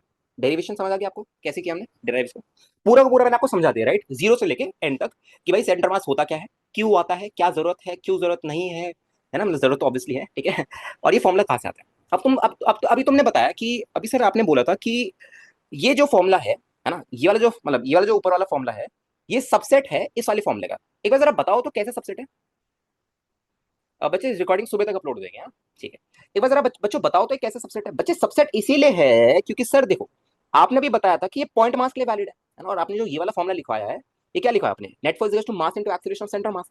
अगर मैं पॉइंट मास लेता हूँ ना बच्चे, ध्यान से देख, if I take a point mass तो खुद ही का सेंटर मास होता है, ठीक है। If I take a point mass, जैसे for example if I took a point mass, this is my point mass, ठीक है, ये क्या है मेरा पॉइंट मास। तो अगर मेरे को बात बता भाई, पॉइंट मास जो है उसका साइज नेग्लिजिबल है तो अपनी आंखों से देख भी नहीं सकता। अब अगर मैं इस पॉइंट मास के सेंटर ऑफ मास की बात करूं, समझ आ गया कौन बात, है ना? अगर मैं इस पॉइंट मास की सेंटर ऑफ मास की बात करूं तो ये तो खुद ही का सेंटर मास है, तो जितना एक्सेलरेशन पॉइंट मास का उतना एक्सेलरेशन सेंटर मास का है। That's why we always write for a point particle that net force on the point particle is equal to mass into acceleration vector of point particle. But actually ये जो formula है तो यही है ना, आप समझ पा रहे हो? स्पेशल रिजल्ट कह सकते हैं, very good, right, you will say that this is a special result. यही मेरा मेन रीजन था कि इनको ये समझाना था पूरा का पूरा, बात समझ रहे हैं आपको? ठीक है, ये पूरा का पूरा मेरे को समझाना था कि आप इन दोनों को अलग मत देखो, कि ये दोनों अलग नहीं है, एक्चुअल फॉर्मूला ये है मेरा, ठीक है, एक्चुअल फॉर्मूला बच्चे ये है मेरा, this is the actual formula. बात समझ रहे हैं आपको ना, this is my actual formula, ठीक है। ये जो है ये तो इसका एक सबसेट है, आप लोगों ने पढ़ा होगा ना सेट और सबसेट थोड़ा बहुत, है ना? ठीक है, तो ये जो है ये फॉर्मूला तो इसके अंदर है ना, ये वाला जो फॉर्मूला है ये इस फॉर्मूले के अंदर बैठा हुआ है, ठीक है। बट क्योंकि स्पेशल केस है, राइट, कि यार अगर मैं बात करूं कि जैसे पॉइंट मास होता है ना, तो पॉइंट मास खुद ही का सेंटर मास, अगर आप इसका सेंटर मास लोकेट करने जाओगे तो यही इसका सेंटर मास बनता है ना, यही, this is the centre of मास। है ना, और मास कंसंट्रेट क्या है भाई, यही वाले पॉइंट का मास m हो जाता है यार, क्योंकि आपको पता है, एक बात बताओ थोड़ा और समझे, तो ये सेंटर मास एक पॉइंट तो होता है, ध्यान से सुना ना। हाँ, सेंटर मास एक पॉइंट तो होता है, और ये भी खुद पॉइंट पार्टिकल है, तो आप समझ गए कि ये सेंटर मास और ये जो पॉइंट पार्टिकल कंसाइड कर जाते हैं, ठीक है, कि मतलब ये पूरा का पूरा जो पॉइंट मास है यही खुद ही का सेंटर मास है। बात समझ आ रही है, क्योंकि इसका साइज इतना ज्यादा छोटा है कि अगर आप इसमें आर वेक्टर लिखने जाओगे ना, जो आप वो वाला फॉर्मूला अगर आप वो लिखने जाओगे, तो आपको खुद समझ आएगा कि यार ये खुद ही का सेंटर मास क्यों है। बात समझ आ रही है आप लोगों को बच्चों, एवरीवन? ठीक है। अगर इसमें यार, अगर मैं आपको सब बात बताऊं, अगर इसमें खुद सोचो ना, मेरे को एक बात बताओ, जैसे अगर मैं कंसीडर करूं कि अगर ये सेंटर मास मेरा मूव कर रहा है, थोड़ा और डेप्थ में चलते हैं, अगर मैं कंसीडर करूं कि ये सेंटर मास मेरा मूव कर रहा है, ठीक है, तो उसका अगर हर एक पॉइंट की मैं बात करूं, तो हर एक पॉइंट के वेलोसिटी और एक्सेलरेशन में इतना फर्क नहीं आएगा, अगर आप इसको कंसीडर भी कर लो कि यार लेट्स से भैया कि यहाँ पे एक और कोऑर्डिनेट सिस्टम है, ध्यान से देखिए, because this cycle will keep on continuing, right? If I assume कि यार ये एक और कोऑर्डिनेट सिस्टम है मेरा, है ना, ये एक्स एक्सिस है, ये वाई एक्सिस है, ये जेड एक्सिस है, अगेन आप पोजीशन वेक्टर बना सकते हो, बट उसका कुछ फायदा नहीं होगा, है ना, लेस वेरी, मतलब ना के बराबर यार, अपनी आंखों से देख, आप पहली बात पॉइंट पार्टिकल को अपनी आंखों से नहीं देख सकते, ऊपर से अगर आप उसके ऊपर भी सेंटर मास निकालने चाह रहे हो कि यार उसका position vector of centre mass निकालो with respect to this point particle, right, कि यहाँ पे एक ऑरिजिन है और फिर आप ये पोजीशन वेक्टर लोकेट करने जा रहे हो, तो वो बहुत बेवकूफी वाला काम है ना, क्योंकि आप कह सकते हो कि यार जो पॉइंट मास है वो खुद ही का सेंटर मास है, कह सकते हो ऐसा, ठीक है, बट हाँ अगर आप, हाँ डायमेंशनलेस भी होता है ऑब्वियसली यार, मतलब ना इतना वो है नहीं, उसको मतलब बनता नहीं निकालने का, डायमेंशनलेस भी होता है। सभी बच्चों को इतनी बात क्लियर है बच्चों, फटाफट बताइए जरा एक बार। अरे भाई सभी को इतनी बात क्लियर है, आगे बढ़े। थैंक गॉड, समझ आ गया तुम लोग, है ना, थोड़ा बहुत, ठीक है ना। तो अब जरा मेरी बात ध्यान से सुनना ना, अब जरा मेरी बात ध्यान से सुनना, एक चीज मैं और बता दूं, अब तुम कहोगे कि भैया आपने वो जो एक फॉर्मूला लिखा था ना, F net is to dp vector by dt, तो वहां से तो हमारा F net is to mass into A vector आ रहा था, वहां पे क्या गलती की आपने? अब जरा वहां पे भी एक बार गलती देख लो, आपको ये दिख रहा ना कि देखो भैया आपने क्या लिखा है, आपने ये लिखा है कि नेट फोर्स मेरा डीपी वेक्टर बाय डीटी के बराबर है ना, it's my DP vector by DT के बराबर। अच्छा, तो भैया यहाँ पे आपने गलती क्या की है कि आपका ए वेक्टर इसीलिए आ रहा है क्योंकि आपने एक पॉइंट पार्टिकल, है ना, आपने एक पॉइंट मास के लिए लगाया मोमेंटम। हाँ, ठीक है। सर किसी रॉड की विड्थ को डीएम क्यों लेते हैं? अरे बच्चे, किसी रॉड की विड्थ को डीएम, विड्थ, मोटापे की बात कर रहे हो, इसको इसको डीएम बोल रहे हो क्या? इसको डीएम बोल रहे हो? अरे यार बच्चे, अभी एलिमेंट टेकिंग देख ले यार, मीन डीएल। अच्छा तुम ये कह रहे हो कि यार, अरे यार, ये कह रहे हो क्या कि एक्स पे जाके डीएक्स की थिकनेस क्यों लेते हैं, ये कह रहे हो? ये कह रहे हो? ये कह रहे हो क्या? अरे दोस्त तुमने एलिमेंट टेकिंग नहीं देखा क्या, पूरा अच्छे से समझा रखा है बच्चे, वहाँ पे पूरा अच्छे से समझा रखा है ना, पूरा अच्छे से समझा रखा है मैंने, ठीक है, एलिमेंटिंग देख लेना। चलो मैं फिर भी एक बार आपको थोड़ा सा बता देता हूँ कि यार जब हम इतने छोटे लेवल पे जाते हैं तो हम चीजों को कॉन्सेंट्रेट कर सकते हैं, इसलिए हम लगा देते हैं डायरेक्टली, ठीक है, आओ जरा, ठीक है, हाँ टेक्टी में एक रखनी पड़ेगी मेरे को भी, है ना। चलो ओके, अब जरा ध्यान से देखना ना, इतनी बात आएगी सबको समझ आ गई, ठीक है, ऑलराइट। अच्छा अब जरा ध्यान से देखिए, बच्चे अगर आप देखो ध्यान से सुनना, अगर मैं बोलूँ कि भैया वहां पे गलती क्या हुई थी, यहाँ पे हमने जो लगाया ना कि यहाँ पे हमने जो मोमेंटम लिखा है, कि मोमेंटम हमने किसके लिए लिखा है, for a point mass, right, किसके लिए लिखा है, फॉर अ पॉइंट मास। अब खुद सोचो एक बार, खुद सोच के बताना, थोड़ा सा लॉजिक अगर मेरे को बताओ, क्योंकि ये लॉजिक से तो हम बता सकते हैं, है ना, कि बच्चे अगर मैं बात करूं आपसे, what will be momentum of centre mass, क्या होगा, खुद सोचे बताओ, मोमेंट ऑफ सेंटर मास क्या होगा भैया, मास ऑफ सेंटर मास, अरे वो तो टोटल मास के बराबर होता है into velocity vector of centre mass, simple सी बात तो है, ये सुनो। अब ये देखो, mass m into we vector of centre mass क्या होता है बताओ, भाई velocity vector of centre mass क्या होता है भैया, ये तो मेरा summation M I dot we i अभी पढ़ाया था आपने, अपॉन समीशन एम आई जो कि टोटल मास एम के बराबर होता है, तो एम से एम कट गया, तो मोमेंट ऑफ सेंटर मास कितना है आपका बच्चा, भैया ये आ रहा है मेरा summation M I dot we i, और यही तो होता है, याद कर जरा, अरे यही तो होता है सेंटर मास की डेफिनेशन, राइट राइट, सबको समझ आया बच्चों, थोड़ा बहुत क्या समझाना चाह रहा हूँ मैं, ये सुनो, मैं आपकी अंडरस्टैंडिंग के लिए बता रहा हूँ, बाकी ये तो चीजें सारी सेंटर मास की है, बट आपको अंडरस्टैंड करने के लिए, बाद में आपको दिक्कत ना एकदम से, क्या होता है ना, मैं आपको बताऊं कि बच्चों की फिजिक्स क्यों बिगड़ जाती है, अभी भाई सब कुछ चल रहा था पॉइंट मास, है ना, सब पॉइंट पार्टिकल की बात चल रही थी, एकदम से जैसे सेंटर मास आता है दिमाग पूरा को पूरा चॉप हो जाता है, यार ये जितनी भी अभी तो हमने फिजिक्स पढ़ी ये सब क्या थी ये फिर, ठीक है, इस वजह से मैं आपको पहले ही बता रहा हूँ, ठीक है, क्योंकि ये सब मेरे साथ ही हो रखा है, इस वजह से मैं आपको बता रहा हूँ, ठीक है, ओके, ठीक है, ऑलराइट, तो मेरे को बताओ आपको मोमेंट ऑफ सेंटर मास मिल गया, अब जरा एक बार डीपी वेक्टर और डिटेल लगा के देखो, क्योंकि अब आपने क्या बताया था कि नेट फोर्स किसी बॉडी पे क्या होता है, ना किसी एक्सटेंडेड बॉडी पे जो नेट फोर्स होता है वो क्या होता है, DP vector of C M by D T के बराबर होता है। अब आपको मिल जाएगा कि भैया अब मेरा काम आसान हो गया। ठीक है, नाउ यू विल गेट कि भैया ये क्या आएगा मेरा, जरा इसका सेम लेना डीपी वेक्टर, इसका जरा डिफरेंशिएशन करना किसका, M1 V1 plus M2 V2 plus M3 V3 का, तो क्या मिलेगा M1 A1 यही मिलेगा, ये सुनो यही मिलेगा। अरे भाई यही मिलेगा ना, क्लियर है बात सबको, एवरीवन, है ना, क्या मिलेगा देखो, M1 A1, you can say summation M i, summation M I dot ए आई, है ना, i vary from 1 to n। Clear है बात भाई, ठीक है, एंड ये आपका एक्सप्रेशन है। ठीक है, ऑलराइट सर, क्वेश्चन कब से आएंगे, क्वेश्चन बच्चे सब क्वेश्चन ही तो है। क्वेश्चन कब से आएगा, अरे ऐसे कोई फिजिक्स में क्वेश्चन नहीं होते भाई, क्वेश्चन एक्सरसाइज कोई फिजिक्स में क्वेश्चन नहीं होते, मतलब ठीक है वो तो लोग बना देते हैं कि क्वेश्चन नंबर 1 क्वेश्चन नंबर 2 ये टाइप के क्वेश्चन वो टाइप के क्वेश्चन, पर ट्रस्ट ट्रस्ट में आपको एक बड़ी बात बताऊं कि जितना ज्यादा आप फिजिक्स में टाइप्स पे जाओगे ना कि ये टाइप का सवाल, उतना ही आपकी फिजिक्स खराब होगी। ठीक है, आपको एक्सपीरियंस से समझ आ जाएगा कि यार ऐसा क्यों होता है, क्योंकि आप इतनी चीजें रट नहीं सकते। ठीक है, जितना ज्यादा आप जनरलाइज करके पढ़ोगे, है ना, उतना आपके लिए बेटर रहेगा। ठीक है कि यार मेरे को कॉन्सेप्ट पता है, सवाल कैसा भी आ जाए किसी भी टाइप का आ जाए, मेरे को सवाल का फॉर्मेट नहीं पता होना चाहिए। बड़ी बात क्या रहती है कि अगर आपके सामने कोई सवाल आया, तो अगर आपको सवाल का फॉर्मेट नहीं पता कि इसको क्रैक कैसे करते हैं, क्योंकि लोगों ने ना ट्रिक्स बता दी है, ट्रिक्स बना दी है। ठीक है, आप देखोगे तो ट्रिक्स बन चुकी है, जेई वगैरह की फील्ड में ट्रिक्स बन चुकी है। ठीक है, अब ट्रिक्स क्या होती है कि यार जैसे फॉर एग्जाम्पल एक सवाल है, उसके पीछे खुद ही थ्योरी बना दी, ठीक है, और फिर थ्योरी पढ़ाई तो सवाल तो हो ही जाना भाई।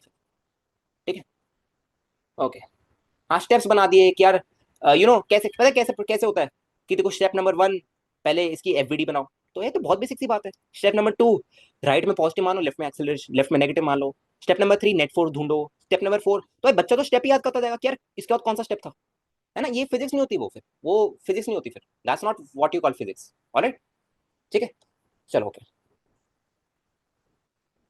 ठीक है, ठीक है ओके।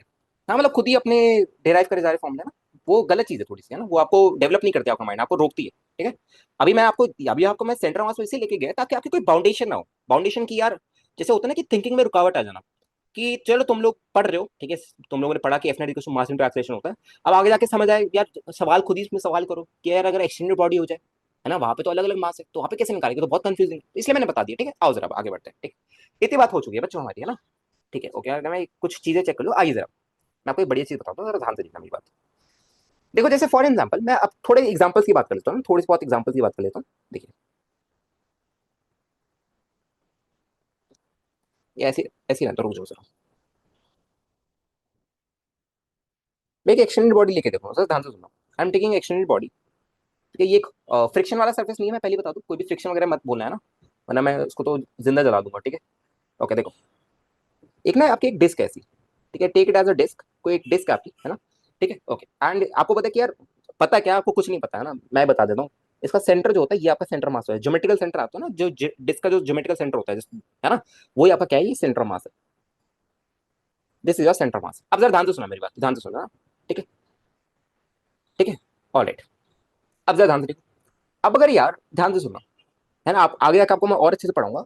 अब अगर मैं इस पॉइंट पे ऐसे फोर्स अप्लाई करने लग जाऊं, ध्यान से सुनो, अगर मैं इस पॉइंट पे ऐसे F0 की फोर्स अप्लाई करने लग जाऊं, तो होता क्या बच्चे डिस्क के साथ, अभी सुनो बस सुनते रहो, मैं आपको पूरा अच्छे से बताऊंगा कि डिस्क क्या होती है बच्चे। पहली बात में कोई बात बताओ, क्या ना डायरेक्टली अप्लाई कि भैया नेट फोर्स जो है कौन, कोई मेरे को पता है भैया राइट की तरफ नेट फोर्स कौन सी है, राइट की तरफ नेट फोर्स कौन सी है, कोई बताएगा मेरे को, भैया राइट की तरफ नेट फोर्स F0 ही है ना, है ना, अगर आप बेसिकली बात करो तो कितनी फोर्स है, F0 ही है। तो क्या लिखोगे कि ये जो F0 है मेरा, वो किसके बराबर है, mass into acceleration of centre of मास के बराबर है, कैसे ना, क्योंकि एक्सटेंडेड बॉडी आ गई तो अब हमें सेंटर मास लगाना पड़ेगा, है ना, आपको दिमाग में सेंटर मास ही रखना हमेशा कि mass into acceleration of centre मास लगाना है, पर जैसे आपने देखा पॉइंट पार्टिकल, चल सेंटर मास को हटा दे क्योंकि ये तो खुद ही का सेंटर मास है। ठीक है, अच्छा तो आपको आई गेस एसीएम मिल गया बच्चों सबको, जैसे एसीएम कितना आएगा मेरा भैया, एसीएम आएगा मेरा F0/m, है ना, एसीएम क्या आएगा बच्चा आपका F0/m, मतलब ये जो मेरा सेंटर ऑफ मास है, ये आगे जा रहा होगा राइट की तरफ, कैसे, कितने से, F0/m से, कितने से जा रहा होगा बच्चा, F0/m से जा रहा होगा, बट इतना काफी नहीं, राइट, इतना काफी नहीं, क्योंकि अगर आप चेक करोगे तो ये जो आपकी डिस्क है ये आगे भी जा रही होगी और ऐसे घूम भी रही होगी, क्योंकि यहाँ पे टॉर्क आता है, बाद में बताइए कि टॉर्क क्या होता है। अभी आपको बस इतना ध्यान रखना है कि यार ये जो डिस्क का मोशन हो रहा है कैसे हो रहा होगा, क्योंकि यहाँ पे क्या होता है बच्चा, अगर मैं सेंटर मास से किसी भी दूरी पे, ध्यान से सुनना, अगर मैं सेंटर मास को हटा के, इतना अभी के लिए आप याद रख लो, है ना, क्योंकि क्या है मैं थोड़ा बहुत आपको एक्सटेंड बॉडी भी पढ़ाऊंगा। ठीक है ओके, हाँ देवदत्ता बच्चे वही बता रहा हूँ, देवदत्ता वही बता रहा हूँ बच्चे, देवदत्ता वही समझा रहा हूँ, बस एक सेकंड मेरी बात सुनना, एक सेकंड मेरी बात सुनना ना, इसीलिए मैं आपको पहले आपको सेंटर मास पढ़ा रहा हूँ, क्योंकि थोड़ा बहुत पढ़ा रहा हूँ, इंट्रोडक्शन दे रहा हूँ ताकि आपको कंफ्यूजन ना हो। मेरी बात ध्यान से सुन बच्चे, देख सही कह रहा है कि भैया सेंटर मास में थोड़ी फोर्स, सेंटर मास में थोड़ी फोर्स लग रही है ना, बट देवदत्ता तो मुझे कोई बात बता बच्चा, मेरे कोई बात बता है ना, यहाँ पे अगर तू चेक कर ना, यहाँ पे अगर मैं हर एक M1 पे फोर्स ऐसे लगाने लग जाऊँ ना, तो ये सारी फोर्सेस सेंटर मास पे थोड़ी लग रही है, सेंटर मास से किसी डिस्टेंस भी लग रही है ना, या तू ऐसे समझ, देख देख ध्यान से देख, मुझे एक बात बता, अगर मैं पूरी एक्सटेंडेड बॉडी पे, ध्यान से सुन, अगर मैं पूरी एक्सटेंडेड बॉडी पे बस इतना पूछूं क्या इस पे राइट की तरफ कितनी फोर्स लग रही है ना, ठीक है, तो क्या हुआ है कि राइट की तरफ F0 फोर्स लग रही है ना, और आपने वो डिराइव करके बताया था कि यार किसी बॉडी पे जो नेट फोर्स होती है वो मास इनटू एक्सेलरेशन ऑफ सेंटर मास के बराबर होती है उस बॉडी की, ठीक है, विद टाइम आप समझोगे देखता, ठीक है, ओके ओके। अब बच्चे होता क्या है कि अगर एक रिजल्ट को ना आप अभी के लिए याद रखो, रोटेशन में इसका रीजन रोटेशन में इसका रीजन जानेंगे कि अगर आप सेंटर मास के अलावा, सेंटर ऑफ मास के अलावा अगर आप किसी भी पॉइंट पे कोई भी फोर्स वेलोसिटी दे देते हो ना बच्चे, तो क्या होता है, ये वाली जो आपकी डिस्क है ये रोटेट भी होती है और आगे भी जाती है, ये वाली डिस्क ऐसे रोटेट भी होती है और आगे भी जाती है, रोटेट कितने से होती है क्या होती है वो अभी ध्यान नहीं देना, बस इतना जान लो कि रोटेशन भी होता है डिस्क और आगे भी जा रही है, जैसे यार मैं आपको एक बात बताऊं, जैसे फॉर एग्जाम्पल ध्यान से सुना एक बात, जैसे अगर मैं बोलूँ कि यार ये मेरा डिस्क है, ध्यान से सुनो, एक होता है बच्चे रीजन प्योर ट्रांसलेशन और एक होता है प्योर रोटेशन, ध्यान से सुनना मेरी बात, पहले आपको थोड़ा बहुत रीजन बता दूं, पहले इनके बीच का डिफरेंस बता दूं थोड़ा बहुत, क्योंकि काम की चीज है ना, थोड़ी बहुत काम की चीज है ना, हाँ ओनली, हाँ only one rigid body, only one rigid body. अभी आपको एक्सप्लेन करता हूँ अच्छे से, ध्यान से देखो, मेरे को एक बात बताओ बच्चे, मेरे को एक बात बता, देख प्योर ट्रांसलेशन का कभी बात करें ना, प्योर ट्रांसलेशन मेनली कब होता है जब मैंने सेंटर मास से फोर्स लगा दी, है ना, जैसे मैंने सेंटर मास फोर्स लगा दी तो आपको पता चल गया कि भैया सेंटर मास पे ही अगर आपने फोर्स लगा दी तो यहाँ पे कोई भी रोटेशन का इफेक्ट नहीं आएगा, या जो आपकी डिस्क है ये घूमेगी नहीं, कि आपकी पूरी की पूरी बस आगे जाती रहेगी, राइट, ऐसे जैसे होता है ना प्योर ट्रांसलेशन, पता क्या होता है ऐसे, this is what you call pure translation, ये this is what you call pure translation, this is what you call pure translation, बात समझ आ रही है सबको बच्चों, ऐसे this is what you call pure translation, ऐसे अगर ऐसे से भी घुमाते हो ना तो ये भी आपका प्योर ट्रांसलेशन है, this is what you call pure translation motion, alright, ठीक है, ओके। एंड अगर आप प्योर रोटेशन की बात करो बच्चा, if you talk about pure rotation, तो this is your pure rotation, अपने एक्सिस को फिक्स करके ऐसे अगर ये घूमे जा रहे हैं तो this is what you call pure rotation, बात क्लियर है बच्चों, एवरीवन सबको,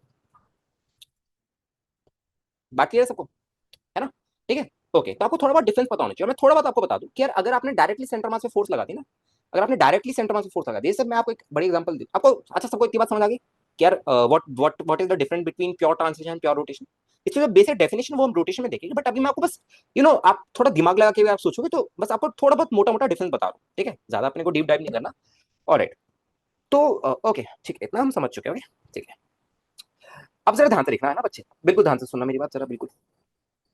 अब मैंने क्या किया, मैंने ना कुछ छेड़छाड़ कर दी इसके साथ, है ना, छेड़छाड़ करना मजा आता है, मैं देखो मैंने क्या छेड़छाड़ की इसके साथ, एक काम करते ऊपर वाले को कॉपी कर लेता है, कौन मेहनत करेगा फालतू में, इसको कॉपी करते हैं, बड़ी सा डायग्राम बन गया ना, डुप्लीकेट ही बना लेते हैं इसका, ध्यान से देखो, अब मैंने क्या किया, ठीक है, इसको हटाओ जरा, उसको मारो गोली,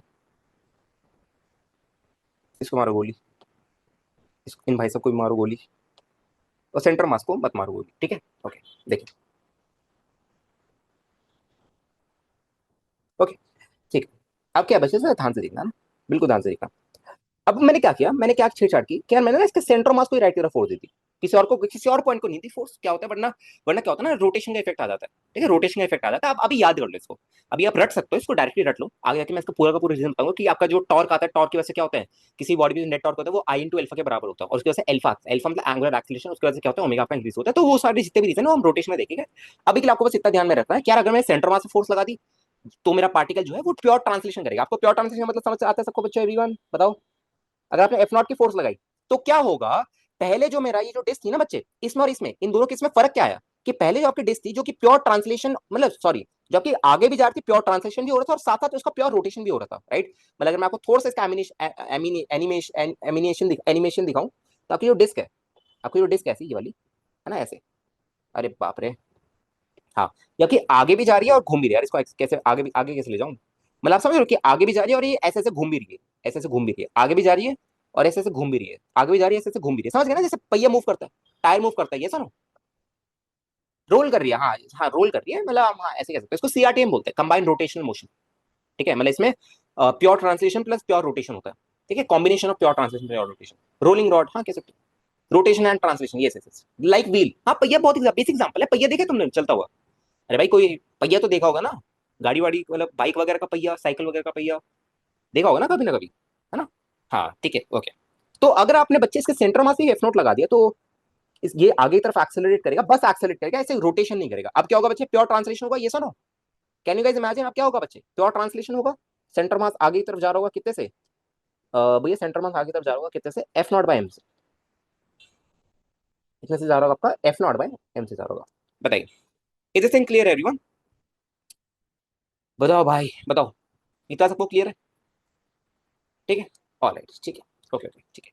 अच्छा एक चीज और बतानी है, इसकी एक ना वैलिडेशन भी है कि यार आपका ना मास कांस्टेंट होना चाहिए। लिखवा दिया क्या मैंने ये वाला, ये चीज, मास मास मास मास मास कांस्टेंट नहीं लिखा है ना?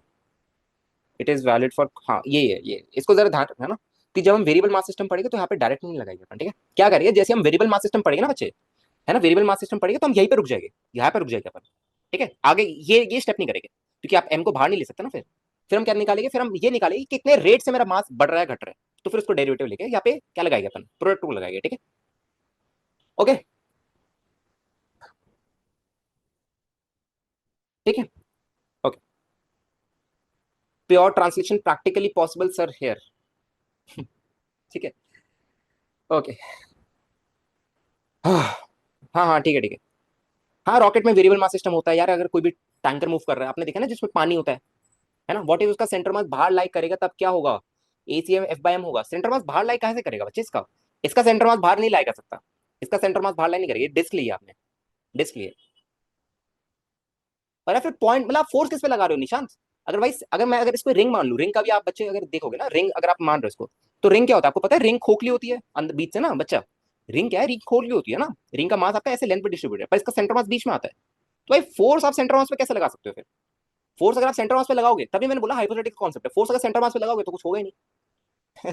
है ना, ठीक है, ओके। हाँ ये है कि हम फिजिक्स में बात कर देते हैं, फिजिक्स में हम बोल देते हैं इसको, ठीक है, फिजिक्स में हम बोल देते हैं कि हाँ अगर फोर्स लगाई तो एक्सेलरेट करेगा, बट रियल लाइफ में अगर आप लगाने जाओ किसी रिंग पे सेंटर पे फोर्स, तो कुछ होगा थोड़ी।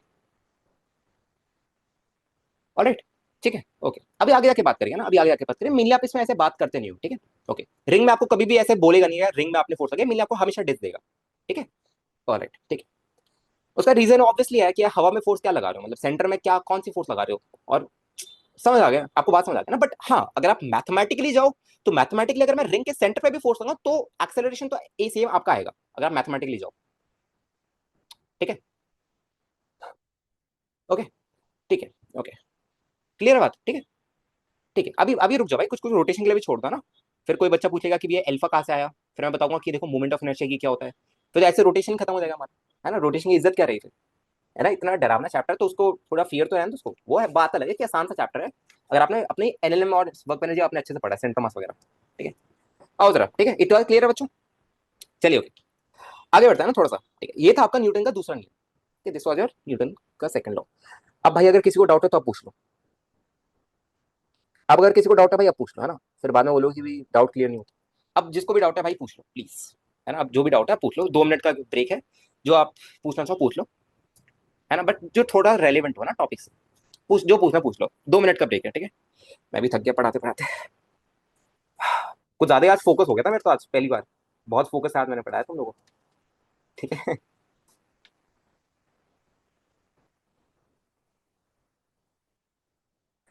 समरथ समरथ समरथ, आपने एक अच्छा सवाल पूछा है ना, इसका एक रीजन क्लेप्टर में भी आपको गिवन है ना?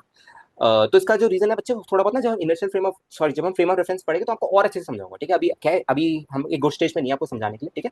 थोड़ा जब हम जब पढ़ेंगे ना नॉन इनर्शियल और इनर्शियल, क्योंकि ये क्या है, ये थोड़ा बहुत वास्ट टॉपिक है, ठीक है?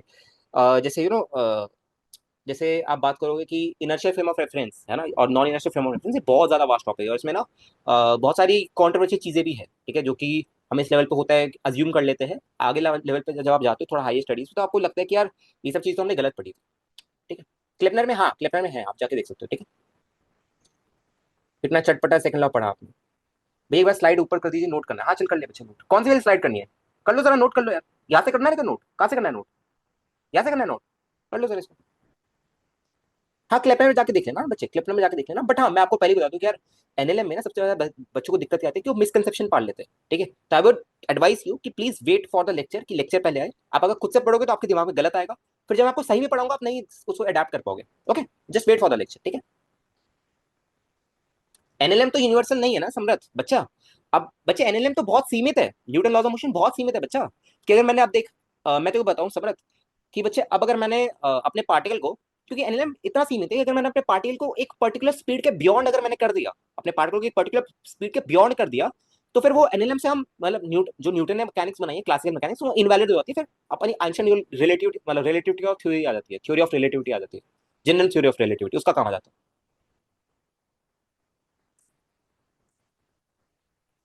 ठीक है। यूनिवर्सल कौन सा? अरे ऐसे कोई यूनिवर्सल नहीं है यार। ऐसे यूनिवर्सल यूनिवर्सल लॉ ऐसे कुछ नहीं होता है। ऐसे कौन क्या यूनिवर्सल लॉ की बात कर रहे हो कि आइंस्टाइन थ्योरी ऑफ रिलेटिविटी को आप क्या क्लासिकल मैकेनिक्स में कैसे लगाओगे भाई? मतलब आप देख सकते हो कि यार, जैसे फॉर एग्जाम्पल मैं बता दूं यार तुम लोग ना, मतलब हे भगवान देखो, आइंस्टाइन थ्योरी ऑफ रिलेटिविटी क्या कहती है कि यार अगर कोई भी मास है, ध्यान से सुनना, कि मैं कोई भी एक पार्टिकल ले लूं, मैं पॉइंट पार्टिकल की बात करूं, अगर मैं इसकी स्पीड को comparably to speed of light कर दूं, तो उसका जो मास होता है वो ऐसे वेरी करता है। ध्यान से सुनना, M naught upon under root of one minus V square by C square. ध्यान से सुनना एक बार, मेरी मेरी बात ध्यान से सुनना। ये आपका एम नॉट क्या है? रियल मास है, जो कि ग्राउंड फ्रेम में होता है ना, कि अगर पार्टिकल आपका रेस्ट पे है तो उसका मास क्या होगा, वो है। ठीक है। अब मेरे को खुद बता भाई, ये यूनिवर्सल लॉ कह सकता है? यूनिवर्सल लॉ फिर भी यार ऐसे कहना सही नहीं है। देखो, अब मेरे को बात बता भाई, अगर तूने खुद सोच, अगर तूने भाई वी को सी के कंपैरिजन में नहीं दौड़ा है, मतलब वी ऑब्वियसली जो हम रियल लाइफ के मोशन की बात करते हैं उसमें वी बहुत ज्यादा छोटा होता है एज कम्पेयर टू सी, तो ये वाला रेशियो क्या आएगा? 10:0 होगा। ये वाला रेशियो क्या होगा? 10:0 जीरो होगा। ये वाला रेशियो क्या होगा? 10:0 होगा ना बच्चा। अब ये वाला रेशियो अगर 10:0 होगा तो देख आ गया तेरा M is two M naught. Same goes for तेरा वेलोसिटी, सेम गोस फॉर तेरा वेलोसिटी। कॉन्ट्रैक्शन, लेंथ कॉन्ट्रैक्शन बात कर सकता है, या और क्या क्या चीज होती है, टाइम डायलेशन होता है, टाइम स्लो हो जाता है ना।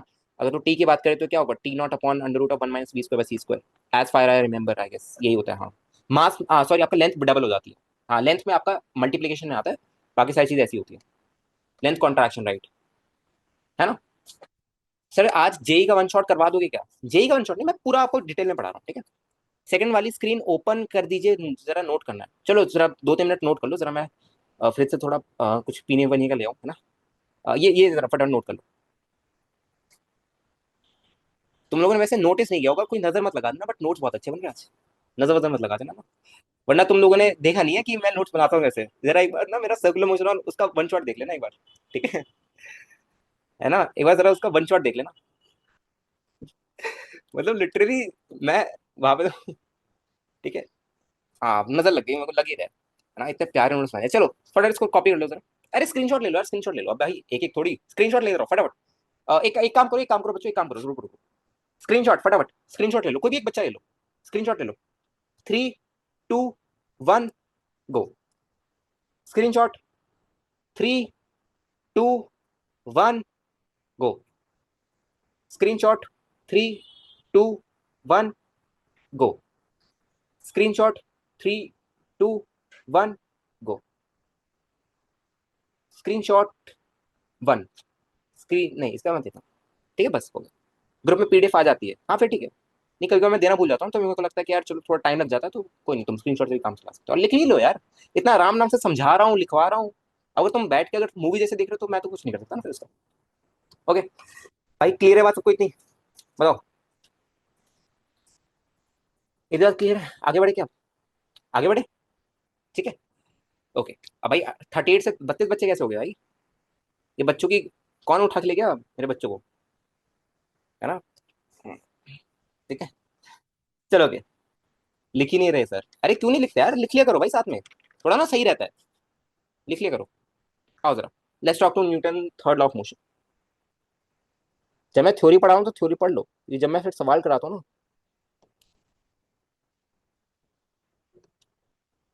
दिक्कत हो जाती है फिर तुम लोगों को।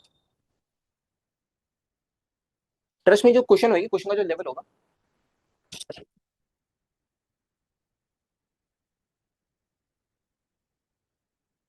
ओके ठीक है, क्वेश्चन का जो आपका लेवल होगा। ओके। सर डीपीपी मिलेगा? हाँ आज डीपीपी, हाँ मिलेगा मिलेगा, डीपीपी मिल जाएगा। ठीक है। बेसिक सा डीपीपी होगा, बट ज्यादा एडवांस नहीं होगा, बेसिक सा होगा। ठीक है। आपके जो क्वेश्चन का लेवल होगा वो थोड़ा सा ना अच्छा होगा। ठीक है। डीबीबी का आपका लेवल बेसिक होगा, बट जो क्लास के इलस्ट्रेशन है वो तो बहुत अच्छे होंगे, मैं पहले बता दूं। ठीक है, तो उन्हें एक्सपेक्ट मत करना कि उनमें बेसिक बेसिक होगा। बेसिक होगा बट स्टार्टिंग में ही होगा। देन अपन जैसे जैसे लेक्चर में आगे बढ़ेंगे तब आपको थोड़ा सा है ना टफ इलस्ट्रेशन आपको देखने को मिलेगा, क्योंकि एट वही आपका, वही आपका है ना, दैट्स द रियलिटी। ठीक है। ओके, अब भाई Newton third law of motion मेरे को बता दो। सेकंड लॉ में काफी टाइम गया हमारा, थर्ड लॉ ऑफ मोशन कोई बताएगा मेरे को क्या होता है? एक्शन रिएक्शन पेयर, है ना। अब जैसे मैंने किसी एक बच्चे को उठा के थप्पड़ मारना स्टार्ट किया, ठीक है, तो जितनी तेज मैं थप्पड़ मारूंगा उतनी तेज से उसका जो गाल है वो मेरे हाथ में मारेगा। समझ गया सर, और फ्लेक्स मत करो प्लीज। अरे नहीं करना पड़ता है यार फ्लेक्स, है ना, मतलब जेई वगैरह की फील्ड में ना आपको फ्लेक्स करना पड़ता है कि देखो मैं सबसे टफ कराता हूँ, इतना ज्यादा टफ कि मतलब पेपर बनाने वाला भी एक बार सोचे कि यार ये क्या पढ़ा दिया, है ना। ओके। हाँ ठीक है। तो थर्ड लॉ ऑफ मोशन सबको बता दो एक बार यार, क्या क्या होता है, फिर अपन देखते हैं इसको। बताइए, मैं थोड़ा हाथ थक गया, बताओ तो क्या होता है third law of motion, Newton third law of motion. F A B is to minus F B A. वाह, ये भी ठीक है। ठीक है। प्रोफेसर खुद भैया से पढ़ते हैं। नहीं नहीं नहीं, नहीं। हाँ ठीक है, ओके। तो आपको आई गेस पता है every action has an equal and opposite reaction. हाँ ठीक है, मतलब यार सारी बेसिक बेसिक लॉज ही है, ऐसा कुछ नहीं कि एडवांसमेंट हो गया थोड़ा बहुत। हाँ सेकंड लॉ में एडवांसमेंट हो गया, आप लोगों ने बचपन में एक बात बताओ, तुम लोग को यही पढ़ा था क्या एफ इज में, यही पढ़ाते थे क्या बचपन में, एफ इज में, मतलब एफ नेट पढ़ा होगा ना, नेट फोर्स पढ़ा होगा। यार मेरे हिसाब से जितना मेरे को याद है, जब मैं नाइन्थ में था तो मेरे को तो नहीं लगता कि यार ऐसा कुछ पढ़ाया भी था। ऐसा कुछ पढ़ाया भी था, मेरे को याद नहीं है कि यार, मतलब मैं ना, जब मैं क्या होता, जब मैं 11th 12th में आता तो मेरे को बताया यार बच्चों ने कि नाइन्थ में भी पढ़ा रखा है। पर मेरे को तो पता ही था कि मैं खुद नाइन्थ में फेल हो रहा था। साइंस में मैं खुद नाइन्थ में फेल हो गया था, मैथ्स में मैं खुद नाइन्थ में फेल हो गया था। तो मेरे जैसे इंसान को पता ही कैसे होगा कि क्या पढ़ाया था, मेरे को तो सिलेबस तक याद नहीं था। मैं तो एक अच्छा इंसिडेंट बताऊं क्या था कि कोविड का नहीं, कोविड का टाइम तो नहीं था, उससे काफी पहले का टाइम था, है ना, यू कैन से यू नो। कोविड के स्टार्ट होने से भी 2-3 साल पहले की बात मैं कर रहा हूँ, है ना।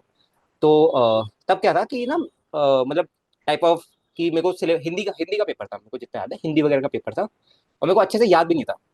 मुझे ना अच्छे से क्या था कि इसमें सिलेबस भी नहीं पता था कि क्या था। तो तुम लोगों को पता हो कि ना, हम जस्ट आईसीएससी से सीबीएसई में शिफ्ट हुए। ठीक है, जस्ट हम आईसीएससी में सीबीएसई में शिफ्ट हुए थे। तो हमारा जो सिलेबस है ना, एक्चुअली आईसीएससी में कुछ और होता था और सीबीएसई में कुछ और होता था। ठीक है। हाँ सुनो तो सुनो, मेरी बात सुनो, मैं थोड़ा स्टोरी वगैरह बताता हूँ। आईसीएससी से सीबीएसई में शिफ्ट हुए थे। तो क्या होता है सीबीएसई में ना, वो कुछ मतलब कुछ कुछ स्कूल में कुछ और पैटर्न चलता है, कुछ कुछ स्कूल में कुछ और पैटर्न चलता है।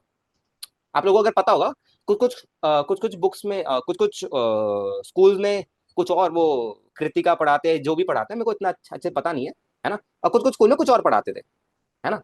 तो अब यार क्या था कि मैं तो यूट्यूब के भरोसे ही था, है ना, उस टाइम पे यूट्यूब में भी इतना खास एजुकेशन कुछ था नहीं।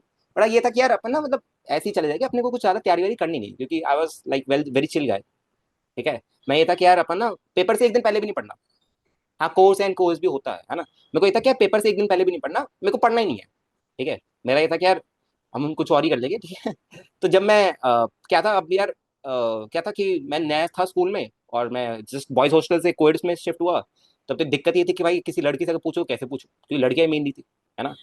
अब क्या था कि जस्ट मैंने ज्वाइन किया था, तो मैंने लेट ज्वाइन किया था मिड में। तो मैम ने दे दिया था कि यार 3-4 लड़कियों का नंबर ले लो और इनसे आप पूछ लेना।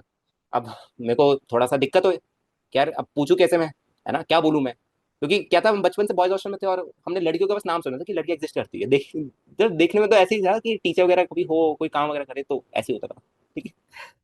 तो फिर जब मैं एक्चुअली, पता क्या हुआ सुनो, जब मैं पेपर में बैठा ना, तो मेरे को धीरे धीरे रियलाइजेशन हुआ, जैसे क्योंकि देखो ग्रामर तो एक ही होती है, बट जब मैंने लिटरेचर वाले पार्ट में आया तो मेरे को धीरे धीरे रियलाइज हुआ कि यार जो बुक मैंने पढ़ी है ना, वो बुक शायद है नहीं ये वाली। ठीक है, क्योंकि मेरे को क्या था, मेरे को इतना तो मेरे को अच्छे से पता था कि मैं स्टोरी टेलिंग में बहुत अच्छा हूँ। ठीक है। मेरे को इतना तो अच्छे से पता था कि यार, मतलब ना कुछ भी बना के लिख दूंगा मैं। ठीक है, मेरे को क्या है, बस अगर समरी पता है ना, मैं कुछ भी बना के लिख दूंगा और कुछ ना कुछ नंबर मिलेंगे, मेरे को बस पास होना था। तो ये मेरा प्लान था। अब जब मैंने नाम ही अलग देखे, यार ये चैप्टर में तो नाम देखा नहीं, शायद चैप्टर मिस हो गया हो। अगला सवाल देखा, चैप्टर मिस हो गया हो। करते करते पूरा लिटरेचर का पोर्शन छोड़ना पड़ा, क्योंकि लिटरेचर तो पूरी अलग थी। ग्रामर में वो पत्र वगैरह लिख रहा था, मैंने बिना फॉर्मेट के कुछ भी लिख दिया। ठीक है, कि फॉर्मेट तो आता ही था। ठीक है, फॉर्मेट तो आता ही नहीं सच्ची में। विद्या कसम, मैं झूठ नहीं बोल रहा, सच्ची में मेरे साथ हुआ था ऐसा। ठीक है। नहीं नहीं ऐसा नहीं था, एक्चुअली पता क्या होता, नाइन्थ में जब मैं फेल हुआ था ना, तो मैं अकेले अकेले नहीं हुआ था, मेरे साथ काफी लोग हुए थे, है ना।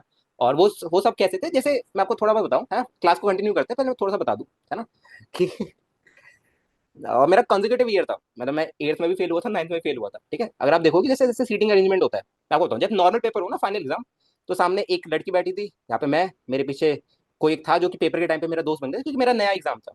और फिर पीछे ऐसे फाइनल पेपर में हम बैठे थे, और यही सेम सीटिंग अरेंजमेंट हमारा रीअपेयर के एग्जाम में भी था। सब चारों के चारों फेल हो गए थे, चारों के चारों। ठीक है। और हम सब फाइनल एग्जाम में भी एक दूसरे से पूछ रहे थे कि यार कुछ बता दो, कुछ बता दो, है ना, ऐसे ऐसे पूछ रहे थे। तो जब हम रीअपेयर में बैठे, तो मैं यहाँ पे था। ठीक है, मैं यहाँ पे था, अब मेरे आगे वही लड़की थी जो यहाँ पे बैठी थी। ठीक है, अब मेरे पीछे वही लड़का था जो पीछे बैठा था। ठीक है। और फिर क्या हुआ कि जब जब रीअपियर का एग्जाम हो रहा था, तो मेरे को तो क्या था कि मेरे को तो यार बता दिया था कि एक्चुअली क्या था, जब हम आईसीएसई स्कूल में थे ना, तो वो थोड़ा वैसा वाला स्कूल था कि पैसे देके वगैरह हो जाता है और वो पास कर देता है। अगर आपको 2 नंबर भी है तो आपको 33 नंबर वो दिखा देता है कि यार 33 नंबर आए हैं। ठीक है। अब जब क्या हुआ, रीअपियर एग्जाम हुआ, मेरे को बाद में पता चला कि ये वाला स्कूल स्ट्रिक्ट है, ये फेल भी कर देता है। ठीक है। अब अब यार मेरे को ये था कि अब मेरे को पता चल गया था कि कैसे भी करके पास तो होना ही है, तो मैं पढ़ पढ़ के गया था। ठीक है, थोड़ा बहुत ही पढ़ के गया था, मेरे को थोड़ा बहुत ही याद था। और क्या हुआ कि अब ये पीछे वाले भाई साहब मेरे से पूछने लग गए। ठीक है। ये पीछे वाले भाई साहब मेरे पूछने लग गए। अब मेरे को भी आधी चीजें नहीं आती थी। तो क्या हुआ, मैंने इनको बता दिया। ठीक है, मैंने इनको बता दिया। अब मेरे को बाद में रियलाइज हुआ कि यार अगर तुम्हें नहीं आता ना, तुम्हें बताना भी नहीं चाहिए। ठीक है। अच्छा बनने के लिए नहीं, बस ये बोल दो कि यार मेरे को भी नहीं आता। बट मेरे को लगा कि चलो यार दोस्त बन जाएगा, तो मैंने कुछ भी गलत सलत बता दिया। और बेचारा हो गया फिर। ठीक है। तो और मैं हो गया था पास, जस्ट पास। जस्ट पास मतलब 1 नंबर से पास हुआ था मैं। ठीक है। और फिर तो क्या हुआ, जब मैं हमारी क्लास शिफ्ट हुई 9 से 10, है ना, तो वो मेरे को मिला। मैंने पूछा चलो चलते क्लास में, क्योंकि मैं तो नया स्टूडेंट था और मेरे को क्लास भी नहीं पता। और तो वो he was entering in again in class 9। And क्योंकि असेंबली की लाइन होती है ना, वहां से मेरे को पता चला थोड़ा सा। ठीक है। तो वो मेरे थोड़ा सा रिग्रेटफुल था कि यार मेरी वजह से एक बंदे को पूरी की पूरी क्लास रिपीट करनी पड़ती है। ठीक है। ओके। ठीक है। हाँ, तो यही थोड़ी सी शॉर्ट स्टोरी थी यार, काफी नहीं, और एक्चुअली पता क्या था कि मैं मेरे को ऐसे लोग देखते थे कि जैसे जैसे मैं आपको बताऊं कि जैसे 10th क्लास थी, ध्यान से सुनना ना। पहली बात तो यार कोविड था, तो मैं तो वैसे ही डरा हुआ था कि यार मतलब लड़कियों को पहली बार तो क्लास में बैठ के देख रहा हूँ, मेरे तो हाथ पैर थोड़े वैसे ही पसीने से आने लग गए थे, है ना। अब मैं इंट्रोवर्ट टाइप का इंसान था, तो मैं जैसे अंदर घुसा, जहाँ पे ऐसे मैम बैठी हुई थी, मेरी तरफ वैसे सब घूर रहे हैं। ठीक है, सब सब घूर रहे थे। मेरे से मैम ने पूछा, तुम शायद गलत क्लास में आ गए हो, तुम्हें ना 9th A में बैठना है। ठीक है। अभी बताता हूँ, सुनो सुनो सुनो, अभी कंटिन्यू करते हैं। तुम्हें ना 9th A में बैठना है। मैं एकदम से डर गया कि यार मेरे को तो मैम ने बोला था कि कॉल आता घर पे कि आप 10th में जा सकते हो। ठीक है। तो मेरे को तो मैं एकदम से डर गया। तो मैम कहते अच्छा एक बार मैं पूछ लेती हूँ, है ना। तो मैम ने फिर ऐसे पूछा, ऐसे कि तुम रीअपियर में पास हो गए थे। मैंने कहा हाँ, वो 34 नंबर आए थे, तो मैं कर दिया था पास साइंस मैथ्स में, मैं मैथ्स में फेल था। ठीक है। तो 34 नंबर आए थे, तो कर दिया था मेरे को पास। तो पूरी क्लास देख के फिर हंसने लग गई। तो यही सब मोमेंट थे बस मेरे, है ना। थोड़ा ऑकवर्ड था बट ठीक है, आगे जाके अपने आप को ट्रांसफॉर्म थोड़ा बहुत करना पड़ा। से कम बैक कैसे किया यार, हो गया था वो अपना। ठीक है। ऑलराइट, तो यही था बस, है ना। अब वो बेचारा, अभी तो मेरे को उसके लिए दुख लगता है थोड़ा। चलो okay, let's talk about Newton third law of motion. ठीक है। ठीक है। तो प्लीज सर बताओ, अरे कभी और बता दूंगा यार, एक दिन में थोड़ी सब कुछ स्टोरी सुन लोगे, अभी पूरे साल पढ़ना है, सुनते रहोगे। ठीक है। ओके चलिए। ठीक है। ठीक है, every action has an equal and opposite reaction. ठीक है। तो आई गेस इसको दिखाने की जरूरत भी नहीं है, है ना।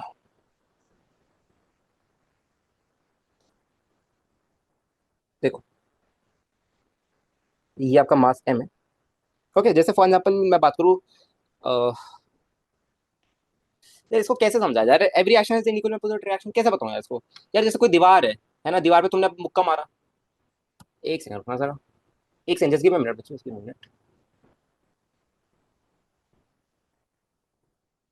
हाँ ठीक है, ठीक है, छोड़ो। हाँ, जैसे कोई भी दीवार है, दीवार पे आपने कोई भी मुक्का मारा, पंच मारा। ठीक है। हाँ, मार के देख लो, मार के देख लो, कोई दिक्कत नहीं है। दीवार पे आपने पंच मारा, ठीक है। तो आपको यार ऑब्वियसली आपका हाथ क्यों टूटता है।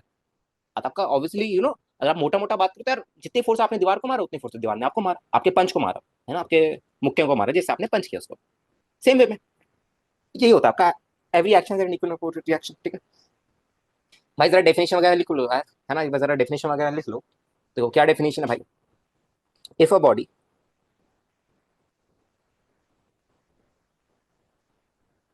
If a body A exerts a force, if a body A exerts a force on another body, on, अरे सर लिखते रहो, है ना, मैं जो लिख रहा हूँ लिखते रहो, है ना, इसको बताने की क्या जरूरत है, समझ गया आप। कॉपी करते रहो ना, बिल्कुल बिल्कुल।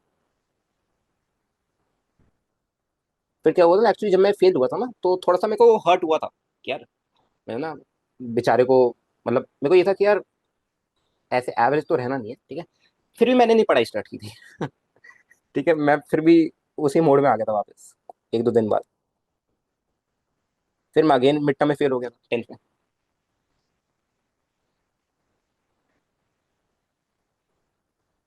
will apply same force on first body.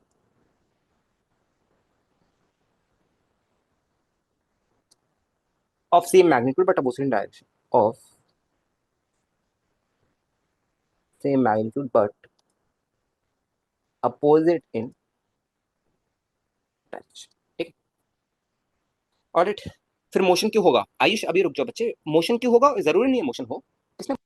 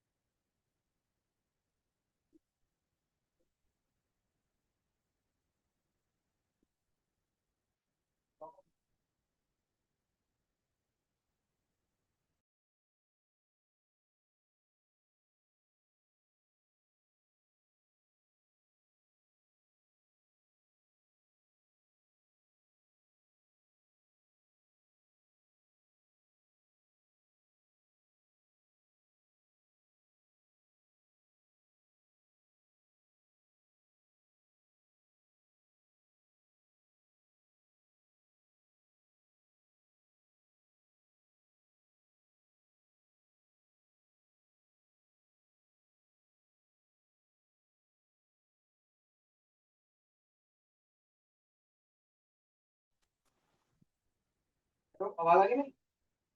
अब आवाज आ रही है? एकदम से क्या हो गया?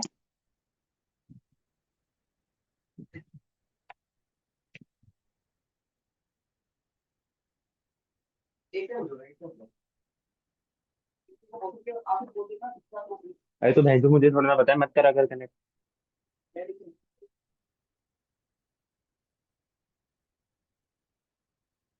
अरे वो हेडफोन कनेक्ट हो गए थे गलती से, सॉरी सॉरी। अरे नहीं नहीं, वो हेडफोन गलती से कनेक्ट हो गए थे। चलो I guess we can continue. ठीक है, मैं क्या कहाँ पे था? कहाँ पे था मैं? हाँ ठीक है, ठीक ओके। देखिए, जैसे ये आपका मास एम है, right? This is your mass M.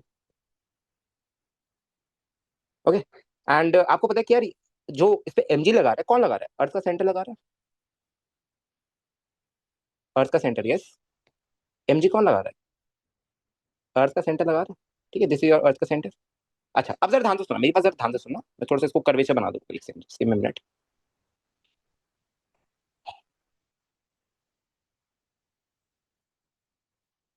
हाँ, you can take it as the centre.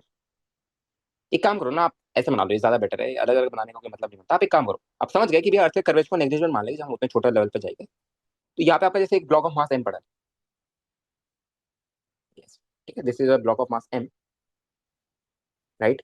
और ये आपका सेंटर है। ठीक है, this is a centre. Okay. Question list दे दो, कौन से क्वेश्चन की लिस्ट दे दूं?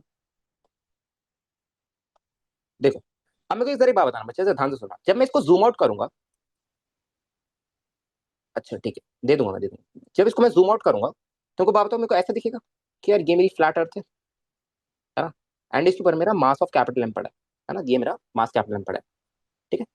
अरे दे दूंगा भाई, डोंट वरी, मैं दे दूंगा। है ना? सब तुम टेंशन मत लो, कुछ भी छूटेगा नहीं, डोंट वरी। ठीक है। अच्छा, आप जरा मेरे को बात बताओ, भाई इस मास एम पे ये एम जी लगा कौन रहा है? क्या अर्थ का सेंटर लगा रहा है बच्चा? है बस ऐसे अपने आप से पूछे ना कि लगा कौन रहा है, कौन लगा रहा है? अर्थ का सेंटर लगा रहा है ना? तो अगर मैं ब्लॉक एम पे दिखाऊं, तो ब्लॉक एम पे बच्चे नीचे की तरफ क्या लग रहा है? एम जी लग रहा है। कौन लगा रहा है? ध्यान से सुना, कौन लगा रहा है? कौन लगा रहा है? भाई इस एम पे एम जी कौन लगा रहा है? अर्थ का सेंटर लगा रहा है ना? तो इसका रिएक्शन क्या होगा? ये तो हो गया एक्शन, इसका रिएक्शन क्या होगा? कि ध्यान से सुनना, ध्यान से सुनना, ध्यान से सुनना। देखो, अगर स्मॉल एम मेरा, है ना, अगर स्मॉल एम पे एम जी लग रहा है, कौन लगा रहा है? अर्थ का सेंटर अगर मेरा स्मॉल एम पे एम जी लगा रहा है, ठीक है, तो स्मॉल एम भी अर्थ के सेंटर पे ऊपर की तरफ एम जी लगाएगा। ये सुनो, सुनने में अजीब लगता है ना? बट ऐसा होता है। ठीक है, ऐसा होता है। ठीक है। जो आपका अर्थ का सेंटर है वो भी ऊपर की तरफ एम जी फील कर रहा होगा, राइट? अर्थ का जो सेंटर है वो भी आपको ऊपर की तरफ एम जी फील कर रहा होगा। हम्म, ऐसे। बात क्लियर है everyone? Is this clear everyone? बताओ, क्लियर है भाई? ठीक है। अच्छा, ये हो गया, ये हो गया बच्चे, ये दोनों है एक्शन रिएक्शन पेयर। ये आपके, ये दोनों है आपके action reaction pair. This is your action reaction pair. इनको हम बोलते हैं एक्शन रिएक्शन पेयर। मतलब same magnitude, opposite opposite in direction, and nature भी दोनों का सेम होता है। कि अगर आप बात करो कि अगर ये फील्ड फोर्स है तो ये भी फील्ड फोर्स होगा, है ना। ऐसा नहीं हो सकता कि भाई अगर ऐसे नहीं हो सकता ना कि भाई अगर mg आपकी अगर फील्ड फोर्स हुई तो आपकी रिएक्शन उसका कॉन्टैक्ट फोर्स होगा, नहीं हो सकता ऐसा। जैसे जैसे कुछ बच्चे बोल देते हैं कि यार mg और नॉर्मल मेरे एक्शन रिएक्शन पेयर है ना, बट ऐसा हो ही नहीं सकता। आइए आपको पता है ना, mg और नॉर्मल मेरे एक्शन रिएक्शन पेयर हो ही नहीं सकते। क्यों नहीं हो सकते बच्चे? क्योंकि ये जो n है आपका कॉन्टैक्ट फोर्स है, mg आपका फील्ड फोर्स है। सेम नेचर होता है, यस आई गेस सबको पता होगा ना, सेम नेचर होता है। ठीक है, ओके, ऑलराइट, क्लियर बात थी। एक्शन रिएक्शन फोर्स, ठीक है सर। किसी ब्लॉक को पुश करते वक्त, अरे यार एक सेकंड, ए भगवान रुक जा रुक जा रुक जा यार, रुक जा। अबे किसका खुल गया ये? एक सेकंड, एवरीवन, हाँ ठीक है सर। ओके, आयुष को कोई डाउट है सर? किसी ब्लॉक को पुश करते वक्त, अच्छा ब्लॉक आगे मूव करता तो उसमें एक्शन रिएक्शन पेयर कैसे लगेगा? अच्छा आयुष, आयुष बच्चे, अगर ये ब्लॉक है आपका, ध्यान से सुनना, अगर ये ब्लॉक ऑफ मास एम है, अगर आप इसको राइट की तरफ एफ से खींच रहे हो, अगर आप इसको राइट की तरफ एफ से फोर्स लगा रहे हो, तो एफ फोर्स कौन लगा रहा है आयुष? आप लगा रहे हो आयुष? एफ फोर्स कौन लगा रहा है? आप लगा रहे हो, ब्लॉक पे लगा रहे हो, आप लगा रहे हो ना बच्चे, किस पे लगा रहे हो? आप ब्लॉक पे लगा रहे हो, राइट की तरफ, है ना। तो ब्लॉक का जो ये वाला सरफेस है जिस पर आपने लगाया है, तो ये भी आपके हाथ पे एफ फोर्स लगाएगा। तो आप लोगों ने फील भी किया होगा कि अगर आप भी किस ब्लॉक को पुश करो तो आपको भी थोड़ी बहुत फोर्स फील होती है, ये सुनो। अच्छा अब आयुष आप ये पूछ रहे थे कि भी अगर ऐसा है ना, तो एक्सेलरेट क्यों कर आगे की तरफ, ये पूछ रहे थे आयुष, ये पूछ रहे थे ना। हाँ ऐसे डाउट आते हैं, डेफिनेटली आते हैं। हाँ वेरी गुड, आयुष ने पूछा कि भैया फिर आगे एक्सेलरेट क्यों करेगा। वेरी गुड आयुष, सही पूछा आपने। तो आयुष जरा ध्यान से सुना बच्चे, मेरी बात बिल्कुल ध्यान से सुना। अगर आप इस ब्लॉक की बात करो, आयुष मेरी बात ध्यान से सुना। आयुष आपको इतना पता है कि मैं एक पार्टिकल के लिए एफ नेट लगाता हूँ, एक पार्टिकल के लिए वो वाला फॉर्मूला लगाता हूँ, F net equals to mass into acceleration, है ना। ठीक है, तो आयुष जरा ध्यान से, ठीक बच्चे, अगर मैं बस एम की बात करूं, मैं मैन को हटा रहा हूँ कि जिसने फोर्स एफ लगाई उसको मैं हटा रहा हूँ, मैं बस एम को इंक्लूड कर रहा हूँ कि मेरा मास एम है। तो बच्चे मेरे को बात बताओ इसमें फोर्स कौन सी लगेगी? राइट फोर्स लगा, राइट पे फोर्स लगेगी ना, अगर मैं ओनली कैपिटल एम की बात कर रहा हूँ। राइट पे फोर्स लगेगी आयुष, ये सुनो बच्चा, राइट पे फोर्स लगने वाली है। तो तभी आपका, अगर आप देखोगे यहाँ से इक्वेशन से, यू विल गेट कि F is equal to M है। यहाँ पे आप देख सकते हो, क्योंकि मैं एक ऑब्जेक्ट ले तो मैं लगा सकता हूँ net force equal to mass into acceleration. बात क्लियर है आपको? ओके, ठीक है, धीरे धीरे आप समझ जाओगे। मैं आपको ये बता रहा हूँ ना कि आप धीरे धीरे विद टाइम आप समझ जाओगे कि ऐसा क्यों होता है। बहुत मिसकंसेप्शन आता है एलएम में, ठीक है। ओके, अबे यार ये कैसे मिट गया? एक सेकंड, अरे वो कैसे लगा अपना? एक सेकंड, वो मिटा दिया था क्या मैंने? अच्छा चलो छोड़, ठीक है ठीक है ठीक है। अब जरा मेरी बात और ध्यान से सुनना है सर, ठीक है। तो sir if I apply force to wall, why F by M acceleration not come? अरे भाई, वॉल पे अगर तूने एफ की फोर्स लगाई, बहुत बढ़िया बात है, पर तेरे को कौन सा पता है कि ये नेट फोर्स है या नहीं है? तेरे को थोड़ी पता है नेट फोर्स है। भाई दीवार कैसे बनती है? सीमेंट लगाते हो ना उसपे, सीमेंट वेमेंट लगाते हो, ईंटें लगाते हो, है ना। तेरे भाई ये नेट फोर्स नहीं होती, इसको इसको मत बोलना कि ये नेट फोर्स होती है वॉल पे, this is not the net force. हाँ ये रियल हैंड राइटिंग मेरी, ठीक है। हाँ हंस लो, हाँ ये मेरी नेट फोर्स नहीं है भाई। खुद सोच यार, अगर तू वॉल पे राइट की तरफ अगर तू फोर्स लगा रहा है, ध्यान से सुनना, तो अगर मैं वॉल की एफबीडी बनाऊं, मतलब वॉल पे अगर मैं देखूं तो कौन कौन सी फोर्स लग रही है, तो ये ओनली एफ नहीं लग रही। अगर ओनली एफ लगती तो डेफिनेटली वॉल आगे तरफ एक्सेलरेट करती है। अंदर जो इंटरनल फोर्स होती है ना, चूना लगाते हैं ना, पता है चूना ही लगाते हैं, क्या लगाते हैं, सीमेंट लगाते हैं, कुछ कुछ लगाते हैं ना, मैंने कभी देखा नहीं है। वो देखा है ना कि यार ईंट के, दो ईंट के बीच में वो लगाते हैं कुछ ग्रे ग्रे सा, है ना, है ना। हाँ तुम भी अच्छे से पढ़ लो, है ना, वरना, ठीक है। हाँ, तो भाई उसकी भी बहुत सारी फोर्सेस होती है, आपको नहीं पता कितनी फोर्स होती है, मैं ऐसे डायरेक्टली कमेंट भी नहीं कर सकता। हो सकता है जो नीचे वॉल फिक्स होती है ना भाई, है ना, नीचे वहां से भी कुछ ना कुछ फोर्स लग रही है वॉल पे, तो हमें नहीं पता, तभी आपकी वॉल आगे तरफ एक्सलेट नहीं करती। और करती कब है भाई? वॉल कभी एक्सलेट कर ही नहीं सकती क्योंकि टूट जाएगी, एक्सलेट कभी नहीं करेगी। बट अगर आप हाइपोथेटिकल कॉन्सेप्ट मानो कि कब करेगी, जब यार जो इंटरनल फोर्स है जो कि अपोज कर रही है एक्सेलरेशन को, जब वो आप अप्लाइड फोर्स से ज्यादा लगाओ, है ना, जैसे यार कोई भी जेसीबी वगैरह होती है वो उठा के ले जाती है बॉल को, तो उसमें हो जाता है। ठीक है, बात क्लियर है? किस बच्चे ने पूछा था, जिसने पूछा था? सही बच्चों, बात क्लियर है बच्चों, क्या सीन है इसका, है ना। आगे बढ़े, ठीक है, ओके भाई। मस्त डाउट पूछा है तुम लोग भी ना, मतलब, ठीक है। मतलब क्या होता है, टीचर थोड़ा एक्सपेक्ट करता है कि यार चलो ऐसे ऐसे डाउट पूछेंगे। मेरे को लगा कोई पूछेगा कि एन और एमजी क्यों नहीं है, कोई भाई या फिर तो ये बॉल क्यों नहीं मूव कर रही। राइट, थोड़ा सा अगर बेसिक सेंस भी लगाए तो तेरे को समझ आ जाएगा कि बॉल क्यों नहीं मूव कर रही है, वो तेरी नेटवर्क हो ही नहीं सकती। ठीक है, अच्छा बता ध्यान से देख, ये तेरा एम है, ध्यान से सुना। अब आपको एमजी का तो फंडा समझ आ गया कि भाई एमजी का क्या फंडा होगा, कि इस पे नीचे की तरफ एमजी लग रहा है और ऊपर की तरफ से नॉर्मल लगेगा। बस मैं ब्लॉक पे फोर्सेस दिखा रहा हूँ बच्चे, है ना, ये फोर्सेस मैं ब्लॉक पे दिखा रहा हूँ, है? ठीक है, आप एन को एमजी के बराबर बोलते हो, बट एन और एमजी को आप एक्शन रिएक्शन पे नहीं बोलते। बात समझ आ रही है आपका ना? ठीक है, ऑलराइट। अच्छा जरा मेरे को बात बताओ, ये एन कौन लगा रहा है? एन कौन लगा रहा है? क्या एन इस ये सरफेस लगा रहा है इस ब्लॉक के ऊपर? ये सुनो, क्या जो एन है ये सरफेस लगा रहा है ब्लॉक के ऊपर, है ना? तो भाई अगर एन ब्लॉक पे जो सॉरी सरफेस है, अगर वो ब्लॉक के ऊपर की तरफ एन लगा रहा है, तो क्या ब्लॉक भी सरफेस पे नीचे की तरफ एन लगाएगा? Same magnitude but opposite in direction. तो ये है आपके एक्शन रिएक्शन पेयर। ओह बाय गॉड, ये आपके एक्शन रिएक्शन पेयर। बात क्लियर है बच्चों, एवरीवन सबको? बताओ बालक बताओ, इतनी बात सभी बच्चों को क्लियर है? ठीक है, फाइनली समझ आ गया सबको अब? तो भाई और गंदी एग्जांपल तो देने की जरूरत नहीं है बस में, है ना?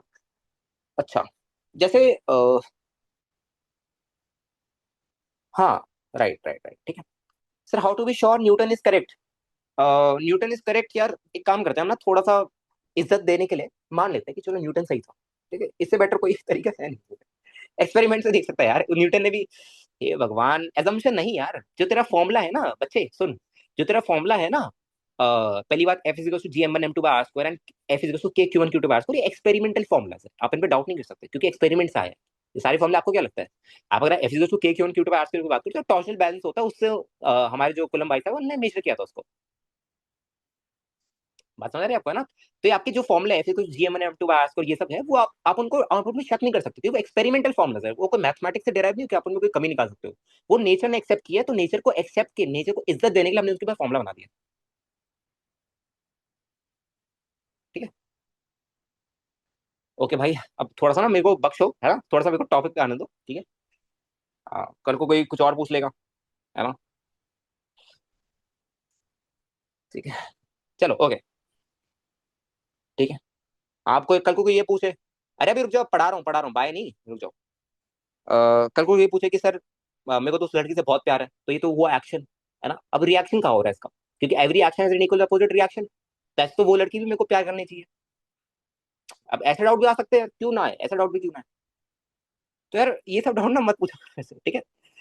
ओके, है ना? ये सब चीजें, ये सब अजीब बातें हो जाती है ना, क्योंकि आपका लव जो है एक्शन नहीं है, लव को दिखाना एक्शन है।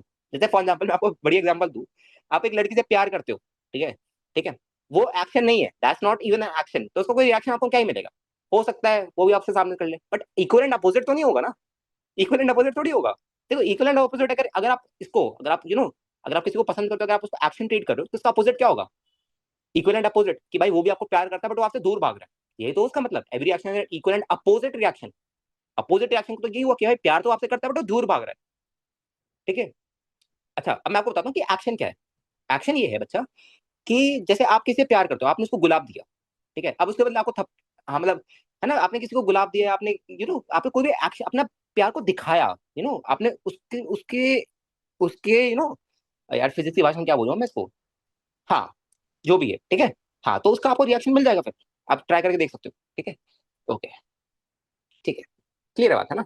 ठीक है, ओके। अरे भैया रिकॉर्डिंग ऑन, अरे तो ऐप ही मेरा है, कंपनी मेरी है ना? मैं जो चाहूँ वो कर सकता हूँ। स्टेप बाय स्टेप गाइड देता हूँ ना यार, मेरे हिसाब से if you are a good human being, है ना? अगर आप देखो, अगर आप अच्छे इंसान हो, आप सारे काम अच्छे से करते हो ना, आप कोई भी वैसे बच्चे नहीं हो जो कि हीरो बनता है, हंसाता है पूरी क्लास में, वैसे करता है, तो आप फिर भूल जाओ कि आपसे कुछ भी होने वाला है इस स्टेज पे, क्योंकि आपकी जो स्टेज है वो बहुत इमेच्योर वाली होती है ना? और इस स्टेज में तो मतलब, ठीक है, इस स्टेज पे आपको ना ही मिले तो बेटर है, ठीक है? आपका टाइम वेस्ट होगा और कुछ नहीं होगा। अगर हाँ मिले है किसी की, अगर बनी बनी है तो ठीक है, चलाओ सही से, बड़ा मेक श्योर कि टाइम वेस्ट मत समय अपन, है ना? ओके, ठीक है, ठीक है, क्लियर बात? आइए जरा ध्यान से देखिए। अच्छा सबको एक्शन रिएक्शन पेयर क्लियर हो गया बच्चों? एक्शन रिएक्शन पेयर सबको क्लियर हो गया? कौन सा एक्शन होंगे, दोनों के सेम नेचर होना चाहिए, जैसे आप यहाँ पे देखो कि तो अगर ये कॉन्टैक्ट है तो ये भी कॉन्टैक्ट है, और मैग्नीट्यूड भी ऑब्वियसली सेम होना चाहिए, है ना? ठीक है, अच्छा, ये आपका एन आपका एमजी के बराबर है, और ये एन भी आपका एमजी के बराबर है। ऑलराइट, ठीक है, अब जरा ध्यान से देखना बच्चों, सिर्फ ध्यान से सुनो। जैसे फॉर एग्जाम्पल अगर मैं ले लूँ कि यार, अगर ये मेरा एक ब्लॉक है, let's take it as M1, let's take it as M2। अब जरा इसको जरा ध्यान से देखिए, ध्यान से देखिए जरा, ये ब्लॉक ऑफ मास M1 है, ये ब्लॉक ऑफ मास M2 है, ठीक है? अच्छा, अब जरा एक काम करो, अब तो एक काम करो, सब में एक्शन रिएक्शन पेयर दिखा दो, धरती को भी इंक्लूड कर लेना है, धरती बातों को भी इंक्लूड कर लेना, ये आपका अर्थ का सेंटर है। सब पे फोर्स दिखा दो, ये सब पे कौन कौन सी फोर्स लग रही है और कितने की लग रही है, सब बताओ। मैं जरा अपनी कुछ खाने का सामग्री ले आऊँ, मैं लेके आया था क्लास के लिए, जरा तुम लोग बताओ इसको फटाफट। सर रिएक्शन के टाइम पे एनी कमेंट? अब अच्छा रिएक्शन देख, ये थोड़ा सा अगेन इसमें लिमिटेशंस अगेन है। अगर आपके दो पार्टिकल जैसे कॉन्टैक्ट फोर्स की अगर मैं बात करूँ तो बच्चे कॉन्टैक्ट फोर्स में वो तुरंत हो जाता है, ठीक है। बट थोड़ी बहुत कॉन्ट्रोवर्शियल चीज है एक्चुअली, क्या है कि इसके ऊपर ना रिसर्च पेपर भी आया हुआ है ना। तो आप ऐसे डायरेक्टली तो मैं कमेंट नहीं कर पाऊंगा, बट हाँ अगर आपने दो चार्जेस को लाइट ईयर दूर रखा है तो एक्शन रिएक्शन तो ऑब्वियसली इंस्टेंट नहीं होगा आपका, ठीक है। उसमें तो फिर कूलम्स लॉ भी वैलिड नहीं होता, ठीक है। और यार ऐसे मैं बता नहीं पाऊंगा, है ना। आप अभी के लिए आप ऐसा मान सकते हो, मैं पूरा अच्छे से नहीं बता रहा, बट हाँ अभी के लिए आप अज्यूम इट कि हाँ सेम टाइम पे होता है। अभी के लिए आप अज्यूम कर सकते हो कि हाँ सेम टाइम पे होता है, ठीक है।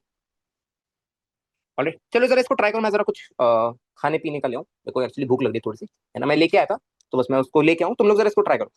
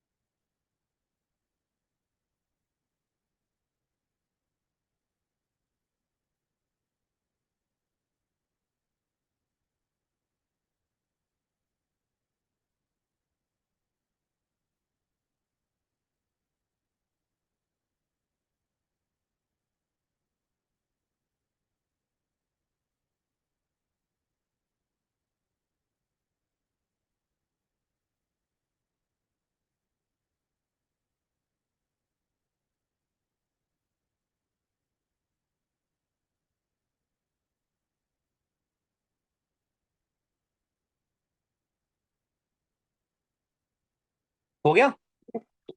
सर हमको भी मोमो दे दो। अरे कौन खा रहा है मोमोज, करना क्या है, अरे भाई सब में एक्शन रिएक्शन पे बताओ कौन किसका एक्शन रिएक्शन पे है, सब लिखो अच्छे से।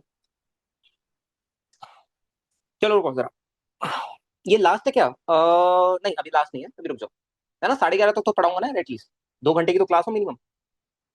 मैंने पहले ही बोला था। अभी काइनेमेटिक्स खत्म होते ही स्पेस पकड़ेगा अपन, ठीक है सही है। समृत ने सही लिखा है, आइए जरा ध्यान से देखिए। अब बच्चे सबसे पहले मेरे को बात बता, देख सबसे पहले मेरे को बात बता, जिसपे सबसे कम फोर्सेस लग रही होती है ना, मैं आपको थोड़ा सा, चलो मैं याद करने को बोलता नहीं, बट आसान क्या है, थोड़ी एक्सपीरियंस से सुन लो। जिसपे सबसे कम फोर्सेस लगते हैं पहले उसको देख लो, उसको पकड़ के पहले निपटा दो, ताकि हमारे लिए आसान हो जाए। ध्यान से सुनना मेरी बात। सबसे कम फोर्स किस पे लग रही है? M2 पे लग रही है। सबको इंक्लूड करना, आपको सब पे फोर्स दिखानी, किस किस पे? M2 पे, M1 पे, अर्थ पे, और इसके जमीन पे, सब पे फोर्स दिखानी है ना। तो देखो M2 पे अगर आप देखोगे, इससे आपका ना कॉन्सेप्ट क्लियर होगा। देखो if you check at M2, अगर आप M2 को देखोगे बच्चा, तो M2 पे कौन सी फोर्स लग रही है? नॉर्मल लग रहा है ऊपर की तरफ, कौन लगा रहा है? N1, तो मैं इसको बोल देता हूँ ये आपका N1 है।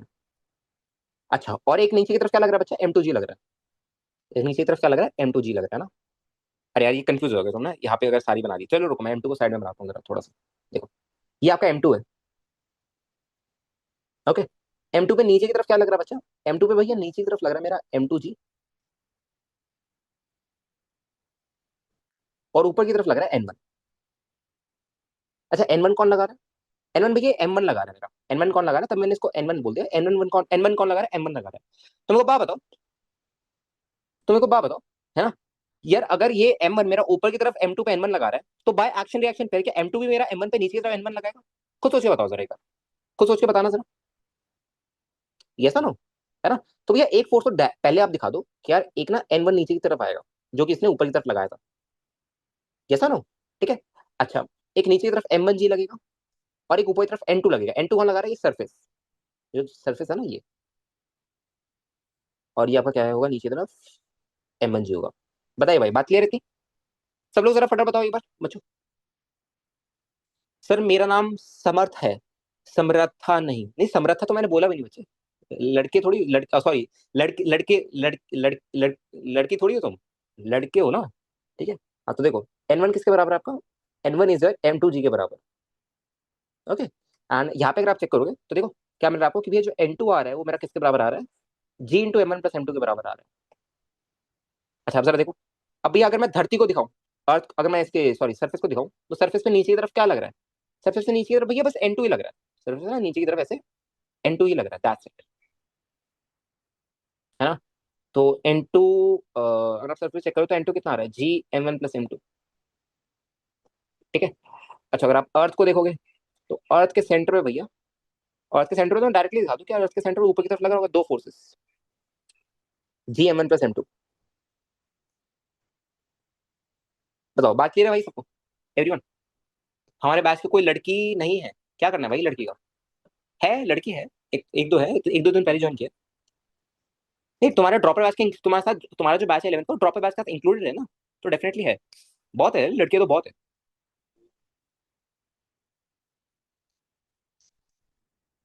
ठीक है। अच्छा बच्चों, इतनी बात क्लियर है everyone? Just take it, just take it out. कोई डाउट इसमें? फटाफट बताओ जरा।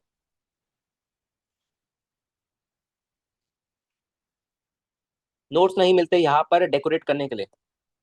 अरे तो कौन कह रहा है भाई डेकोरेट करने के लिए? अरे एक ब्लू पेन रखो यार, और बस एक स्केल रखना, दैट्स इट।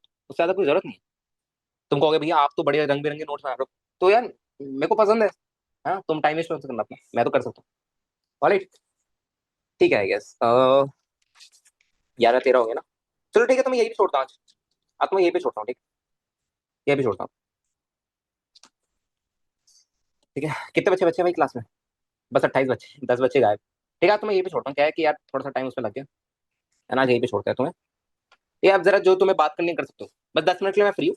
23 पे मैं चला जाऊंगा, ठीक है? जो डाउट है बात करनी है पूछ सकते हो।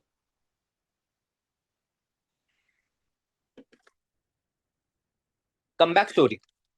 यार कम बैक नहीं, कम बैक ये था कि एक टाइम पे मैं जो नीट में AITS वगैरह हुआ था, एक टाइम पे जो एक टाइम पे जो नीट वगैरह का AITS हुआ था, तो उसमें मेरी ऑल इंडिया में अंडर 10 रैंक थी नीट वगैरह में। एंड जेई की तो मेरी कोई कोचिंग थी नहीं। हाँ, ये come back, directly come back हो गया था। कैसे? इट टुक टाइम यार, it took time, it took a lot of efforts, it took a lot of efforts. मतलब 10th के मिड तक I was very very average student, but then I I decided to study, है ना। And मेरे को बाद में realise हुआ कि मेरे को तो बेसिक प्लस माइनस में भी दिक्कत आ रही है। जब मैं सीरियस हुआ तो मेरे को बाद में ये रियलाइज हुआ कि मेरे को बेसिक प्लस माइनस में भी दिक्कत आ रही है, कि मेरे को बोर्ड मास सीखना पड़ रहा है। मेरे को कुछ एड्स की चीजें सीखनी पड़ रही है। देन धीरे धीरे धीरे धीरे धीरे धीरे चीजें अपने आप समझ आती गई। ठीक है, ऐसे होता है, ऐसे होता है। Then I started developing my own things. क्या, धीरे धीरे धीरे धीरे धीरे।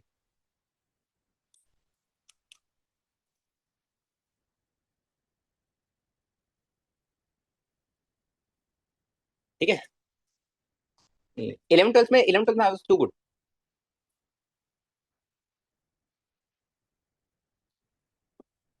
तो क्लास जल्दी ले लिया करो। अरे यार मेरे को 9 बजे रखना था, बाद में रहता कि मैंने 9:30 कर दिया। 9 बजे रखेगा ना, थोड़ा सा 9 बजे रखेगा, 11 बजे तक करेगा। मैं नीट की तैयारी की मैंने।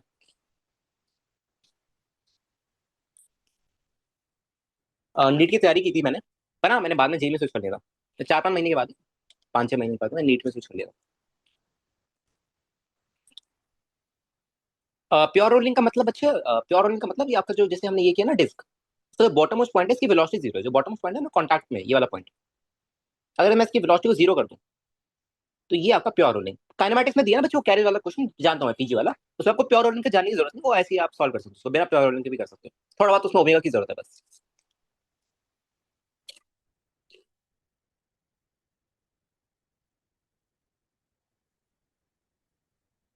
यार मैं अपनी कोचिंग में फर्स्ट रैंक थी मेरी, और कोचिंग वगैरह में होता है ना, जैसे AITS वगैरह रिजल्ट आते हैं, है ना। तो वहां पे मेरी फर्स्ट रैंक थी। और जो आपका कोचिंग वगैरह के अंदर फर्स्ट रैंक थी, पर ऑल इंडिया बात हो तो 10-8 ऐसी कुछ आती थी।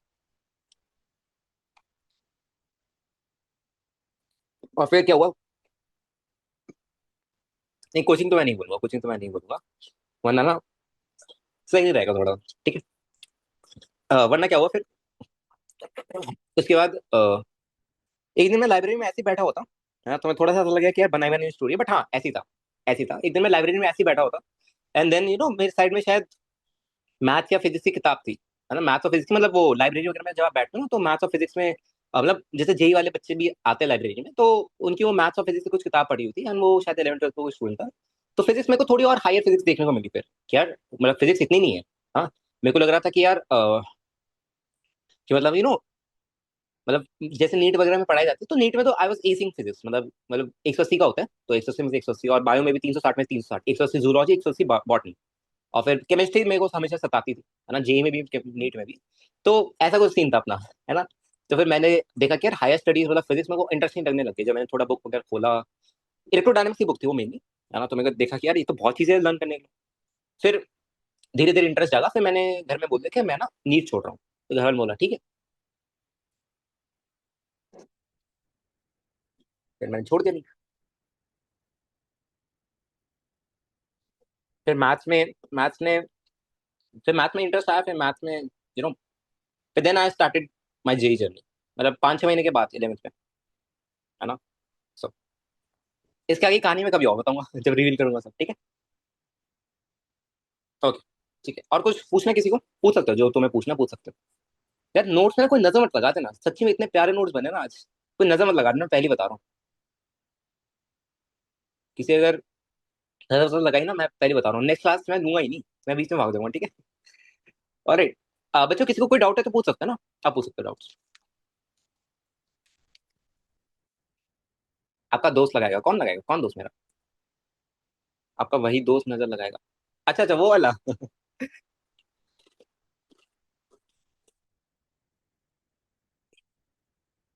एनएसबी के पीवाई क्लास में कोई भी बुक ले लो एनएसबी की, कोई भी बुक ले लो एनएसबी की, हो जाएगा। उसमें पीवाई की होती है, कोई सी भी ले लो बच्चे, बहुत सारी बुक आती है, कोई सी भी ले लो, चलेगा। एक से मुझे निशान, एक से मुझे मिल नहीं रही। ऑनलाइन सर्च कर लो, ऑनलाइन सर्च कर लो, मिल जाएगी। ऑनलाइन में मिल जाएगी, ऑफलाइन में तो आपको शायद ही मिले। हाँ ठीक है ईशान, ठीक है। पीजी या एसबीटी, दोनों, दोनों आपको साथ में फॉलो करनी है। एसबीटी और पीजी का फॉर्मेट ही अलग है दोनों। एसबीटी लेनी क्या, ले सकते हो तो ले लो डेफिनेटली। नीट मुझे देना है, डॉक्टर नहीं बनना, मैथ्स नहीं हो रहा, तो भाई नीट क्यों दोगे, फिर क्या करोगे अगर क्लियर भी कर लिया, रैंक 1 भी आ गई, क्या करोगे सर?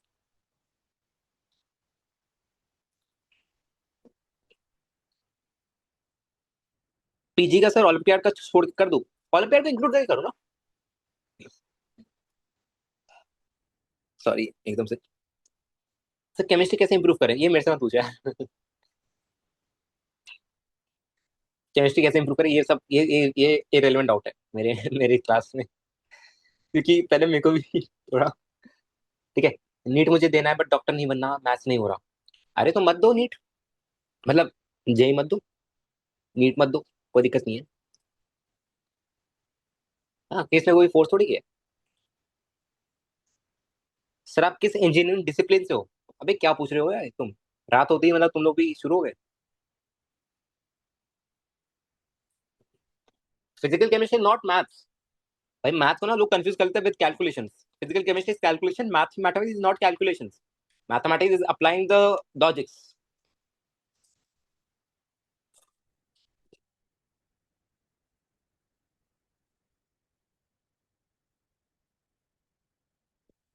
अनुराग सर की, हाँ वो देखा है मैंने। वो कुछ अजीब सा नाम रखा था उन्होंने बुक का, ODY जो भी है। इतनी इंग्लिश तो नहीं आती मेरे को। उसके अंदर भी बुक सॉल्व कर सकते हैं, बट वो बाहर के जो वर्ड है वही नहीं समझ आता क्या है। I can not describe maths. Hmm. एक मूवी का नाम भी है इसके ऊपर, एक मूवी का नाम भी है इसी के ऊपर।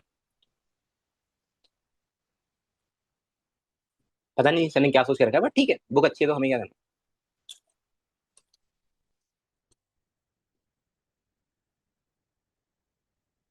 यार टू बी ऑनेस्ट, बुक लिखना बहुत बहुत मेहनत का काम है, अगर आपके कोई टीम नहीं है ना। Best chapter of physics that made you love physics. यार टू बी ऑनेस्ट, मैकेनिक्स वाला पार्ट पूरा मेरा बेस्ट वो है, क्योंकि यू कैन रिलेट इट। हाँ, यू कैन रिलेट इट। क्योंकि बाकी जो पार्ट है तो लल्लू से, एक चार्ज पार्टिकल मूव कर रहा है, मैग्नेटिक फील्ड सराउंड कर रही है, एक करंट करंट कैनिंग वायर में। अरे भाई सोचती। आपकी बुक का अपडेट यार बीच में काम रुक जाता है बार बार ना मेरा, मतलब टाइम की इतनी ज्यादा शॉर्टेज है कि हार्डली मैं ज्यादा कुछ अपडेट कर पाता हूँ उसमें। सर डीपीपी, यार डीपीपी आज को किसकी लोगे, थ्योरी की लोगे क्या? आज तो कुछ कराया नहीं, मेरे को था कि यार नॉर्मल टेंशन करा दूं तो फिर डीपीपी दे दूंगा उसके ऊपर। आज डीपीपी मत लेना। हर ना आज थोड़ा आराम करना, कल से डीपीपी शुरू हो जाएगी, ठीक। चलो ओके बच्चों, ठीक है। 10 मिनट हो गए आपके, मैं चलता हूँ, किसी को कोई डाउट भी नहीं है, ठीक है। अगर और कोई डाउट अराइज हो तो व्हाट्सएप नंबर है, मिल जाना, ठीक है, ओके। चलो ठीक है, एक बार हाँ रीडिंग कर लेना, रीडिंग करा ना, पूछ लेना जो भी डाउट है, AMR है जो भी आपके, रीडिंग करेगा, ठीक है, रीडिंग करेगा ना, ठीक है, इतना ही आपका, ठीक है। और SBT ले लेना, मैं पहले बता दूं, SBT ले लेना, कोई सी बुक से रीडिंग कर लेना, HCV से करना है, SCV से करना, किसी बुक से करना, ठीक है। NLM का करना है, NLM क्लिप ने रीड करे, नहीं अभी नहीं करनी। सुनो, सब बच्चे SBT रखना अपने पास, ठीक है, भले PDF या कैसे भी, SBT रखना, अगली क्लास में क्वेश्चन मार्क कराने लग जाऊंगा, ठीक है। चलो okay, even bye bye, take care, good night, love you all, see you.